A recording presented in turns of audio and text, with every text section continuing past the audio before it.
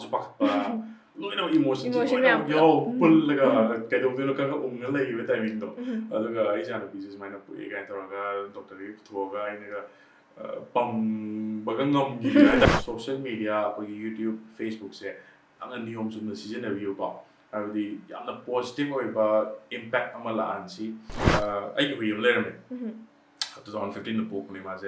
ꯃꯥꯁꯦ ꯆꯠꯄ ꯉꯝꯃꯝꯗꯦꯕ ꯍꯤꯞꯊꯈ꯭ꯔꯒ ꯀꯩꯃꯣꯛ ꯆꯥꯗꯕꯤꯗ ꯑꯗꯨꯝ ꯀꯩꯅꯣ ꯇꯧꯋꯦꯕ ꯑꯩꯅ ꯀꯧꯕꯗꯗꯤ ꯃꯪꯀꯥꯗ ꯍꯥꯏꯐꯦꯠꯀ ꯌꯦꯡꯈꯠꯂꯝꯃꯦ ꯑꯗꯨꯒ ꯇꯥꯎ ꯇꯥꯔꯒ ꯑꯗꯨꯒ ꯅꯣꯡꯉꯥꯜꯂꯒ ꯑꯗꯨꯝ ꯃꯥꯁꯦ ꯁꯤ ꯂꯩꯔꯝꯃꯦꯕꯀꯣ ꯑꯗꯨꯅ ꯀꯩꯒꯨꯝꯕ ꯁ꯭ꯋꯤꯆ ꯇꯧꯕ ꯑꯩꯅ ꯑꯦꯅꯤꯃꯦꯜ ꯑꯃꯒ ꯁ꯭ꯋꯤꯆ ꯇꯧꯔꯒꯗꯤ ꯃꯥꯒ ꯁ꯭ꯋꯤꯆ ꯇꯧꯔꯒ ꯑꯗꯨꯝ ꯃꯥꯅ ꯈꯜꯂꯝꯕ ꯋꯥꯈꯜ ꯍꯥꯏꯇꯥꯔꯦ ꯑꯗꯨ ꯌꯥꯝ ꯈꯪꯅꯤꯡꯕ ꯍꯥꯏꯇꯥꯔꯦ ꯗꯥꯖꯨꯅꯤ ꯅꯪꯁꯦ ꯄꯨꯔꯥ ꯂꯥꯏꯅ ꯊꯥꯛꯄꯁꯨ ꯍꯥꯟꯅꯗꯤ ꯉꯥꯏ ꯑꯗꯣ ꯀꯩꯗꯧꯔꯦ ꯍꯥꯏꯔ ꯀꯥꯟꯗ ꯉꯁꯤꯁꯦ ꯗꯥꯖꯨꯅꯤ 3 lakhs ꯃꯌꯥ ꯌꯣꯜꯂꯦ ꯍꯥꯏꯔꯛꯑꯦꯕꯀꯣ ꯅꯣꯂꯦꯖ ꯁꯦꯌꯔ ꯇꯧꯖꯕꯁꯦ ꯉꯥꯛꯂꯧꯒꯤ ꯄꯦꯖꯁꯦ ꯃꯣꯏꯒꯤꯁꯨ ꯌꯥꯝ ꯊꯥꯒꯠꯂꯛꯈꯤꯅꯤ ꯑꯇꯣꯞꯄ ꯃꯌꯥꯝ ꯊꯥꯒꯠꯂꯛꯈꯤꯅꯤ ꯃꯣꯏꯒꯤ ꯄ꯭ꯂꯥꯟ ꯌꯥꯝ ꯆꯥꯎꯅ ꯂꯩꯔꯤꯀꯣ Welcome to Unfiltered YouTubers Episode 2. ꯂꯝꯗꯝ ꯑꯁꯤꯗ ꯂꯩꯔꯤꯕ content creator, YouTubers, digital creator ꯀꯌꯥ ꯑꯁꯤꯒ ꯑꯩꯈꯣꯏꯒ ꯎꯅꯖꯗꯨꯅ ꯋꯥꯔꯤ ꯋꯥꯇꯥꯏ ꯁꯥꯟꯅꯅꯕꯒꯤ ꯑꯗꯨꯒꯨꯝꯕ ꯇꯥꯟꯖꯥ ꯑꯃꯈꯛ ꯂꯧꯖꯕ ꯊꯧꯔꯝ ꯑꯗꯨꯅꯤ ꯉꯁꯤꯒꯤ episode ꯑꯁꯤꯗ ꯑꯩꯈꯣꯏꯅ ꯄꯨꯗꯨꯅ ꯂꯥꯛꯆꯔꯤꯕꯁꯤꯗꯤ ꯃꯌꯥꯝꯅꯁꯨ ꯊꯣꯏꯗꯣꯛ ꯍꯦꯟꯗꯣꯛꯅ ꯃꯁꯛ ꯈꯪꯕꯤꯔꯕ ꯍꯥꯏꯕ ꯇꯥꯔꯦ ꯃꯌꯥꯝꯒꯤ ꯃꯤꯁꯇꯔ ꯖꯣꯅꯤ ꯁꯔꯨꯡꯕꯝ ꯂꯦꯡꯁꯤꯟꯗꯨꯅ ꯂꯩꯕꯤꯔꯦ ꯃꯌꯥꯝ ꯄꯨꯟꯅ ꯋꯦꯜꯀꯝ ꯇꯧꯃꯤꯟꯅꯁꯤ ꯏꯕꯨꯡ ꯑꯁꯤꯒ ꯉꯁꯤ ꯑꯩꯈꯣꯏꯒꯤ ꯆꯦꯅꯦꯜ ꯑꯁꯤꯒ ꯑꯋꯥ ꯅꯨꯡꯉꯥꯏ ꯋꯥꯔꯤ ꯋꯥꯇꯥꯏ ꯀꯌꯥ ꯑꯃ ꯁꯦꯌꯔ ꯇꯧꯃꯤꯟꯅꯅꯕꯒꯤ ꯇꯥꯟꯖꯥꯗꯨꯃꯈꯛ ꯂꯧꯖꯒꯦ ꯃꯌꯥꯝ ꯄꯨꯟꯅ ꯃꯤꯠꯌꯦꯡ ꯇꯥꯃꯤꯟꯅꯁꯤ ꯊꯥꯒꯠꯆꯔꯤ ꯗꯗꯥ ꯑꯩꯈꯣꯏꯒꯤ ꯆꯦꯅꯦꯜ ꯑꯁꯤꯒ ꯗꯗꯥꯒ ꯄꯨꯟꯅ ꯋꯥꯔꯤ ꯋꯥꯇꯥꯏ ꯁꯥꯟꯅꯅꯕꯒꯤ ꯇꯥꯟꯖꯥ ꯑꯃ ꯗꯗꯥꯅ ꯄꯤꯕꯤꯕꯁꯦ ꯗꯗꯥꯕꯨ ꯍꯥꯏꯅꯤꯡꯉꯥꯏ ꯂꯩꯇꯅ ꯊꯥꯒꯠꯄ ꯐꯣꯡꯗꯣꯛꯆꯔꯤ ꯏꯆꯟꯅꯁꯨ ꯏꯟꯚꯥꯏꯠ ꯇꯧꯕꯤꯔꯛꯄꯒꯤꯗꯃꯛꯇ ꯊꯦꯡꯛ ꯌꯨ ꯁꯣ ꯃꯆ ꯑꯗꯣ ꯌꯦꯡꯉꯁꯤ ꯗꯗꯥ ꯊꯧꯔꯝꯁꯦ ꯍꯧꯗꯣꯛꯄ ꯑꯣꯏꯅ ꯑꯍꯥꯟꯕꯁꯤꯗꯤ ꯗꯗꯥꯒꯤ ꯑꯣꯏꯕ ꯕꯥꯏꯑꯣꯗꯥꯇꯥ ꯍꯥꯏꯕ ꯇꯥꯔꯦ ꯁꯦꯜꯐ ꯏꯟꯇ꯭ꯔꯗꯛꯁꯟ ꯃꯆꯥ ꯑꯃꯇꯪ ꯍꯥꯟꯅ ꯊꯝꯕꯤꯔꯝꯃꯣ ꯑꯣꯀꯦ ꯑꯩꯁꯦ ꯁꯤꯡꯖꯃꯩꯗꯒꯤꯅꯦ ꯁꯤꯡꯖꯃꯩ ꯃꯌꯦꯡꯒꯨꯝ ꯂꯩꯀꯥꯏꯀꯣ ꯑꯗꯣ ꯑꯩꯁꯦ ꯀꯩꯅꯣ ꯇꯧꯔꯦ ꯑꯩ ꯂꯨꯍꯣꯡꯉꯦ ꯑꯗꯣ ꯑꯩ ꯏꯆꯥ 2 ꯂꯩꯔꯦꯀꯣ ꯏꯆꯥ ꯅꯨꯄꯤ ꯑꯃꯒ ꯅꯨꯄꯥ ꯑꯃꯒ ꯑꯗꯣ ꯏꯆꯥ ꯅꯨꯄꯤꯁꯦ ꯍꯧꯖꯤꯛ ꯀ꯭ꯂꯥꯁ 2 ꯀꯥꯔꯤ ꯌꯨꯅꯥꯀꯣ ꯁ꯭ꯀꯨꯜꯗ ꯑꯗꯣ ꯃꯥꯁꯦ ꯆꯍꯤ 8 ꯁꯨꯔꯦꯀꯣ ꯑꯗꯣ ꯏꯆꯥ ꯅꯨꯄꯥꯁꯤꯅ ꯆꯍꯤ 4 ꯃꯥꯁꯨ ꯁ꯭ꯀꯨꯜ ꯀꯥꯔꯦ ꯅꯁꯔꯤ ꯀꯥꯔꯤ ꯑꯗꯣ ꯑꯩꯁꯦ ꯑꯇꯣꯞꯄ ꯀꯩ ꯍꯥꯏꯇꯥꯔꯦ ꯕꯤꯖꯤꯅꯦꯁ ꯃꯆꯥꯁꯨ ꯇꯧꯋꯤꯀꯣ ꯑꯗꯨꯒ ꯌꯨꯇ꯭ꯌꯨꯕꯁꯤꯗ ꯑꯩꯅ ꯇꯧꯔꯤꯁꯤꯅ ꯁꯨꯝ ꯑꯩꯅ ꯁꯨꯝ ꯍꯣꯕꯤ ꯑꯣꯏ ꯑꯩ ꯁꯨꯝ ꯄꯥꯝꯖꯕ ꯍꯥꯏꯇꯥꯔꯦꯀꯣ ꯑꯗꯨꯒꯤ ꯁꯨꯝ ꯍꯌꯦꯡꯋꯥꯏ ꯑꯩꯈꯣꯏꯅ ꯑꯍꯟ ꯑꯣꯏꯔꯀꯥꯟꯗ ꯁꯨꯝ ꯃꯦꯃꯣꯔꯤꯒ ꯑꯣꯏꯍꯧꯅꯅꯕꯅꯀꯣ ꯑꯗꯨꯒꯤ ꯁꯨꯃꯥꯏꯅ ꯁꯨꯝ ꯅꯝꯕꯅꯤ ꯑꯣꯀꯦ ꯗꯗꯥ ꯃꯁꯤꯒꯤ ꯌꯨꯇ꯭ꯌꯨꯕ ꯀꯣꯟꯇꯦꯟ ꯀ꯭ꯔꯤꯌꯦꯁꯟ ꯇꯧꯕꯁꯤꯒꯤ ꯃꯇꯥꯡꯁꯤꯗ ꯍꯦꯛꯇ ꯂꯥꯛꯆꯔꯒꯦ ꯗꯗꯥꯅ ꯍꯧꯔꯛꯈꯤꯕꯁꯦ ꯃꯁꯤ ꯀꯔꯝ ꯀꯥꯟꯗꯒꯤ ꯍꯧꯔꯛꯈꯤꯕꯅꯣ ꯍꯥꯏꯕꯗꯣ ꯃꯁꯤꯗꯒꯤ ꯍꯦꯛꯇ ꯋꯥꯔꯤꯁꯦ ꯍꯧꯕꯤꯔꯣ ꯈ꯭ꯋꯥꯏ ꯐꯥꯔꯁ ꯑꯁꯦꯡꯕ ꯌꯨꯇ꯭ꯌꯨꯕ ꯍꯧꯕꯁꯤꯗꯤ ꯑꯁꯦꯡꯕ ꯍꯥꯏꯔꯒꯗꯤ ꯑꯩꯒꯤ ꯐꯥꯔꯁ ꯚꯤꯗꯤꯑꯣ ꯊꯥꯒꯠꯈꯤꯕꯁꯦ 2012 ꯇꯔ ꯀꯩꯅꯣ ꯑꯣꯏꯔꯝꯗꯧ ꯃꯥꯜꯂꯦꯀꯣ 2012ꯗ ꯊꯥꯒꯠꯄꯁꯦ ꯃꯇꯝꯗꯨꯗꯗꯤ ꯑꯩꯈꯣꯏꯒꯤ ꯀꯩꯅꯣꯒꯁꯦ ꯏꯟꯇꯔꯅꯦꯠꯀꯁꯦ ꯁꯨꯃꯥꯏꯅ ꯖꯤꯑꯣꯒ ꯊꯣꯛꯄꯁꯦ ꯑꯃꯨꯛ ꯊꯣꯛꯇ꯭ꯔꯤꯕꯀꯣ ꯑꯗꯨꯒ ꯀꯩꯅꯣꯁꯦ ꯀꯃꯥꯏꯅ ꯇꯧꯒꯦꯗ ꯑꯩꯈꯣꯏꯅ ꯌꯨꯇ꯭ꯌꯨꯕ ꯚꯤꯗꯤꯑꯣ ꯑꯃ ꯑꯞꯂꯣꯗ ꯇꯧꯕꯁꯦ ꯃꯇꯝꯗꯨꯗ ꯑꯞꯂꯣꯗ ꯇꯧꯔꯝꯕꯁꯦ ꯅꯨꯃꯤꯠ ꯑꯃꯒ ꯆꯪꯉꯦ ꯍꯥꯏꯇꯥꯔꯦ ꯑꯞꯂꯣꯗ ꯇꯧꯕꯗ ꯍꯥꯏꯗꯤ ꯌꯥꯝꯅ ꯏꯟꯇꯔꯅꯦꯠꯀꯤ ꯁ꯭ꯄꯤꯗ ꯌꯥꯝ ꯇꯞꯄ ꯍꯥꯏꯇꯥꯔꯦꯀꯣ ꯑꯗꯣ 2012ꯗ ꯑꯩꯅ ꯃꯇꯝꯗꯨꯗ ꯑꯩꯁꯦ ꯕꯦꯡꯒ꯭ꯂꯣꯔ ꯂꯩꯔꯤꯀꯣ ꯕꯦꯡꯒ꯭ꯂꯣꯔ ꯂꯩꯔꯤꯉꯩꯗ ꯑꯩꯅ ꯑꯩꯈꯣꯏꯁꯦ ꯑꯩ ꯁꯥꯏꯀ꯭ꯂꯤꯡ ꯌꯥꯝ ꯇꯧꯔꯛꯑꯦꯀꯣ ꯁꯥꯏꯀ꯭ꯂꯤꯡ ꯇꯧꯕꯁꯤꯗ ꯃꯇꯝꯗꯨꯗ ꯑꯩꯅ ꯁꯨꯝ ꯁꯥꯏꯀꯜ ꯅꯣꯡꯃ ꯁꯟꯗꯦ ꯑꯃꯗ ꯁꯥꯏꯀꯜ ꯊꯧꯕꯒꯤ ꯚꯤꯗꯤꯑꯣ ꯑꯃ ꯁꯨꯝ ꯌꯨꯇ꯭ꯌꯨꯕꯁꯦ ꯑꯩꯅ ꯁꯨꯝ ꯇ꯭ꯔꯥꯏ ꯇꯧꯒꯦꯅ ꯑꯗꯨꯃꯥꯏꯅ ꯇꯧꯔ ꯍꯥꯞꯀꯠꯈꯤꯕꯅꯦ 2012ꯗ ꯐꯥꯔꯁꯇ ꯍꯥꯞꯀꯠꯈ꯭ꯔꯦ ꯑꯗꯨ ꯃꯇꯨꯡꯗꯩꯗꯤ ꯑꯩꯁꯦ ꯄꯨꯔꯥ ꯌꯨꯇ꯭ꯌꯨꯕꯁꯦ ꯄꯨꯔꯥ ꯀꯥꯎꯊꯣꯛꯈ꯭ꯔꯦꯕꯀꯣ ꯀꯥꯎꯊꯣꯛꯈ꯭ꯔꯦ ꯑꯗꯩꯗꯤ ꯌꯨꯇ꯭ꯌꯨꯕꯁꯦ ꯀꯃꯥꯏꯅ ꯇꯧꯒꯦꯗ ꯔꯦꯒꯨꯂꯔ ꯅꯥꯏꯅ ꯑꯩꯅ ꯐꯖꯅ ꯍꯥꯞꯀꯠꯄ ꯍꯧꯒꯠꯂꯛꯄꯁꯦ 2018-19 ꯑꯗꯨꯋꯥꯏꯗꯒꯤ ꯍꯥꯞꯀꯠꯄ ꯍꯧꯕꯅꯦ ꯑꯩꯅ ꯑꯗꯨꯃꯥꯏꯅ ꯇꯧꯔꯒ ꯑꯩꯅ ꯑꯍꯥꯟꯕ ꯍꯥꯞꯀꯠꯄꯁꯦ ꯀꯃꯥꯏꯅ ꯇꯧꯒꯦꯗ ꯑꯩꯁꯦ 2016ꯗ ꯂꯨꯍꯣꯡꯕꯅꯦꯕꯀꯣ ꯑꯗꯣ 17 ꯑꯗꯨꯋꯥꯏꯗ ꯑꯣꯏꯔ ꯃꯥꯜꯂꯦ ꯑꯩꯒꯤ ꯋꯥꯏꯐꯅ ꯑꯍꯥꯟꯕ ꯅꯤꯉꯣꯜ ꯆꯥꯛꯀꯧꯕ ꯆꯠꯄꯗꯣ ꯑꯗꯨꯗꯩꯗ ꯑꯩꯅ ꯁꯨꯝ ꯃꯦꯃꯣꯔꯤ ꯑꯣꯏꯍꯧꯅꯕꯅ ꯚꯤꯗꯤꯑꯣ ꯀꯥꯞꯄ ꯑꯩꯅ ꯊꯥꯒꯠꯈꯤꯕꯅꯦꯕꯀꯣ ꯑꯗꯨꯒꯤꯗꯨꯅ ꯑꯍꯥꯟꯕ ꯑꯣꯏꯗꯣꯏꯅꯦ ꯑꯣꯀꯦ ꯑꯗꯨꯒ ꯃꯇꯥꯡꯁꯤꯗ ꯑꯩꯅ ꯂꯥꯛꯆꯅꯤꯡꯕꯁꯦ ꯑꯍꯥꯟꯕꯁꯤꯕꯨꯗꯤ ꯗꯗꯥꯅ ꯖꯁ ꯃꯦꯃꯣꯔꯤ ꯑꯣꯏꯅꯕ ꯑꯗꯒꯤꯗꯤ ꯚꯤꯗꯤꯑꯣꯁꯦ ꯍꯌꯦꯡ ꯀꯣꯟꯅ ꯇꯨꯡꯗ ꯅꯨꯡꯁꯤꯔꯛꯅꯕ ꯍꯥꯏꯅ ꯊꯥꯒꯠꯄꯤꯕꯅꯦ ꯍꯥꯏꯗꯤ ꯑꯗꯨ ꯃꯇꯥꯡꯁꯤꯗꯩꯁꯤꯗ ꯍꯧꯖꯤꯛꯇꯤ ꯗꯗꯥꯁꯦ ꯃꯌꯥꯝꯅ ꯁꯨꯝ ꯃꯁꯛ ꯈꯪꯕꯤꯔꯕ ꯃꯤ ꯑꯃꯁꯨ ꯑꯣꯏꯔꯦ ꯄꯕ꯭ꯂꯤꯛ ꯐꯤꯒꯔ ꯑꯃ ꯑꯣꯏꯅ ꯂꯩꯔꯛꯑꯦ ꯑꯗꯣ ꯍꯥꯟꯅ ꯈꯜꯂꯨꯗꯕꯗꯣ ꯍꯧꯖꯤꯛꯇꯤ ꯑꯣꯏꯔꯛꯑꯕꯅꯦꯕ ꯃꯁꯤꯒꯤ ꯃꯇꯥꯡꯁꯤꯗꯗꯤ ꯗꯗꯥ ꯀꯩ ꯍꯥꯏꯕꯤꯅꯤꯡꯉꯤ ꯀꯃꯥꯏꯅ ꯑꯣꯏꯔꯛꯈꯤꯕꯅꯣ ꯍꯥꯏꯕꯗꯣ ꯁꯤꯗꯤ ꯑꯁꯦꯡꯕ ꯍꯥꯏꯔꯒꯗꯤ ꯁꯨꯃꯥꯏꯅ ꯌꯨꯇ꯭ꯌꯨꯕ ꯑꯣꯏꯔꯛꯀꯅꯤ ꯀꯥꯏꯁꯦ ꯇꯁꯦꯡꯕꯗꯤ ꯑꯩ ꯈꯜꯂꯨꯗꯦ ꯍꯥꯏꯇꯥꯔꯦ ꯑꯩ ꯊꯣꯛꯄ ꯍꯥꯞꯐꯝ ꯊꯣꯛꯄ ꯚꯤꯗꯤꯑꯣꯁꯦ ꯄꯨꯔꯥ ꯍꯥꯞꯄ ꯍꯥꯏꯇꯥꯔꯦꯀꯣ ꯚꯤꯗꯤꯑꯣ ꯑꯦꯗꯤꯇꯤꯡꯒꯨꯝꯕ ꯑꯗꯒꯤ ꯐꯣꯇꯣ ꯑꯁꯦꯡꯕꯗꯤ ꯐꯣꯇꯣꯒ꯭ꯔꯥꯐꯤꯒꯨꯝꯕꯁꯦ ꯌꯥꯝ ꯄꯥꯝꯃꯦꯕꯀꯣ ꯑꯗꯣ ꯃꯅꯤꯄꯨꯔ ꯐꯣꯇꯣꯒ꯭ꯔꯥꯐꯤ ꯀ꯭ꯂꯕ ꯀꯥꯏꯅꯒ ꯐꯦꯁꯕꯨꯛꯇ ꯄꯦꯖꯀ ꯂꯩꯕꯗꯣ ꯊꯥꯏꯅ ꯉꯜꯂꯤꯉꯩꯗ ꯑꯩꯈꯣꯏꯁꯦ ꯑꯩꯁꯨ ꯌꯥꯎꯔꯛꯑꯦꯕꯀꯣ ꯑꯗꯣ ꯃꯇꯝꯗꯨꯗ ꯁ꯭ꯇ꯭ꯔꯤꯠ ꯐꯣꯇꯣꯒ꯭ꯔꯥꯐꯤꯁꯦ ꯌꯥꯝ ꯄꯥꯝꯃꯦ ꯑꯩꯗꯤꯀꯣ ꯕꯦꯡꯒ꯭ꯂꯣꯔ ꯂꯩꯔꯤꯉꯩꯗ ꯑꯩꯁꯦ ꯑꯩ ꯑꯍꯥꯟꯕ ꯀꯦꯃꯦꯔꯥꯗꯣ ꯅꯤꯀꯣꯟꯒꯤ ꯀꯌꯥꯝ ꯑꯣꯏꯕꯅꯤ 25,000 ꯂ ꯀꯌꯥꯝ ꯑꯣꯏꯕꯅꯤ 50-200 ꯑꯃ ꯀꯥꯎꯔꯦꯕꯀꯣ ꯑꯗꯨꯒꯤꯗꯣ ꯑꯩꯅ ꯁ꯭ꯇ꯭ꯔꯤꯠ ꯐꯣꯇꯣꯒ꯭ꯔꯥꯐꯤ ꯃꯌꯥꯝꯁꯦ ꯀꯥꯞꯄ ꯑꯩꯅ ꯑꯗꯨꯃꯥꯏꯅ ꯊꯥꯒꯠꯄꯁꯤꯗ ꯀꯩ ꯍꯥꯏꯇꯥꯔꯦ ꯃꯇꯝꯗꯨꯗꯗꯤ ꯐꯣꯇꯣꯒ꯭ꯔꯥꯐꯤ ꯇꯧꯕꯁꯦ ꯑꯩꯅ ꯚꯤꯗꯤꯑꯣꯒ꯭ꯔꯥꯐꯤꯁꯤꯗ ꯈꯔ ꯆꯪꯅꯤꯡꯕ ꯍꯥꯏꯇꯥꯔꯦ ꯑꯗꯨꯗꯒꯤ ꯑꯗꯨꯃꯥꯏꯅ ꯇꯧꯔꯒ ꯌꯨꯇ꯭ꯌꯨꯕꯁꯦ ꯑꯩꯅ ꯁꯨꯝ ꯇꯞ ꯇꯞꯅ ꯄꯪꯍꯥꯞꯇ ꯍꯥꯞꯄꯤ ꯀꯥꯡꯒꯤ ꯚꯤꯗꯤꯑꯣꯒꯁꯦ ꯄꯪꯍꯥꯞ ꯍꯥꯞꯄꯤ ꯑꯗꯒꯤ ꯏꯁꯤꯡ ꯆꯥꯎꯔꯦ ꯚꯤꯗꯤꯑꯣ ꯍꯥꯞꯄꯤ ꯑꯗꯨꯃꯥꯏꯅ ꯍꯥꯞꯀꯠꯄꯁꯤꯗꯒꯤ ꯁꯕꯁꯀ꯭ꯔꯥꯏꯕꯔꯁꯦ ꯑꯩꯁꯨ ꯀꯩꯝ ꯈꯜꯂꯨꯗꯦꯕ ꯑꯗꯨ ꯃꯊꯪ ꯁꯨꯝ ꯌꯥꯝꯈꯠꯂꯛꯄ ꯍꯥꯏꯇꯥꯔꯦ ꯑꯗꯒꯤꯗꯤ ꯁꯨꯝ ꯌꯥꯝꯈꯠꯂꯛꯄꯁꯤꯗ ꯑꯩꯉꯣꯟꯗ ꯏꯟꯇꯔꯦꯁ ꯑꯃꯒ ꯂꯣꯏꯅꯅ ꯑꯩꯉꯣꯟda ꯃꯣꯇꯤꯚꯦꯁꯟ ꯑꯃ ꯁꯨꯝ ꯐꯪꯈꯤꯕꯗꯒꯤꯗꯤ ꯃꯁꯤꯗꯤ ꯈꯔ ꯁꯤꯔꯤꯌꯁ ꯑꯣꯏꯅ ꯇꯧꯔꯒꯦꯅ ꯇꯧꯔ ꯃꯊꯪ ꯁꯤꯒꯤ ꯁꯨꯃꯥꯏꯅ ꯅꯝꯊꯕꯗꯒꯤꯗꯤ ꯃꯌꯥꯝꯅ ꯅꯨꯡꯁꯤꯕꯤꯕ ꯍꯥꯏꯒꯗ꯭ꯔꯥ ꯑꯗꯒꯤꯗꯤ ꯍꯧꯖꯤꯛꯇꯤ 2 lakh ꯁꯕꯁꯀ꯭ꯔꯥꯏꯕꯔ ꯀ꯭ꯔꯣꯁ ꯇꯧꯔꯦꯕꯀꯣ ꯑꯗꯨꯅ ꯐꯦꯁꯕꯨꯛꯇꯁꯨ ꯍꯧꯖꯤꯛꯇꯤ ꯀꯟꯅ ꯔꯦꯒꯨꯂꯔ ꯅꯥꯏꯅꯁꯨ ꯊꯥꯒꯠꯂꯦ ꯑꯗꯨꯅ ꯃꯌꯥꯝꯅꯗꯤ ꯑꯗꯨꯝ ꯈꯪꯕꯤꯔꯦ ꯈꯔꯗꯤ ꯅꯨꯡꯁꯤꯕꯤꯕꯒꯤ ꯑꯗꯨꯗ ꯃꯔꯛꯁꯤꯗꯩꯁꯤꯗ ꯃꯌꯥꯝꯒ ꯁꯨꯝ ꯄꯕ꯭ꯂꯤꯛ ꯏꯟꯇꯔꯦꯛꯁꯟ ꯇꯧꯔꯦ ꯗꯗꯥꯒꯤ ꯚꯤꯗꯤꯑꯣꯁꯨ ꯃꯌꯥꯝꯗ ꯁꯨꯝ ꯁꯦꯌꯔ ꯇꯧꯔꯦ ꯗꯗꯥꯒꯤ ꯁꯥꯏꯠꯇꯒꯤ ꯃꯌꯥꯝꯗ ꯑꯉꯝꯕ ꯈꯔꯗꯤ ꯁꯨꯝ ꯃꯇꯦꯡ ꯇꯧꯕꯤꯔꯤ ꯍꯥꯏꯕ ꯇꯥꯔꯦ ꯗꯗꯥꯅ ꯀꯥꯟꯅꯕ ꯃꯌꯥꯝꯗ ꯁꯨꯝ ꯋꯥꯈꯜ ꯂꯧꯁꯤꯡ ꯑꯣꯏꯅꯅꯕ ꯚꯤꯗꯤꯑꯣꯁꯨ ꯃꯌꯥꯝ ꯑꯃ ꯊꯥꯒꯠꯄꯤꯔꯤ ꯁꯣ ꯁꯤꯒꯤ ꯃꯇꯥꯡꯁꯤꯗ ꯃꯌꯥꯝꯗ ꯗꯗꯥꯅ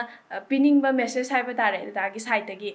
ꯀꯔꯤ ꯋꯥꯈꯜꯂꯣꯟꯗꯒꯤ ꯀꯔꯤ ꯍꯥꯏꯔꯒ ꯃꯌꯥꯝꯁꯤꯗ ꯚꯥꯞ ꯇꯥꯍꯟꯅꯤꯡꯕꯅꯣ ꯍꯥꯏꯕꯗꯣ ꯑꯗꯨ ꯈꯤꯇꯪ ꯊꯝꯕꯤꯌꯣ ꯗꯗꯥꯒꯤ ꯚꯤꯗꯤꯑꯣꯁꯤꯗ ꯍꯣꯏ ꯑꯁꯦꯡꯕ ꯍꯥꯏꯔꯒꯗꯤ ꯌꯨꯇ꯭ꯌꯨꯕꯁꯦ ꯌꯥꯝꯅ ꯀꯥꯟꯅꯕ ꯇꯨꯜ ꯑꯃꯅꯦꯀꯣ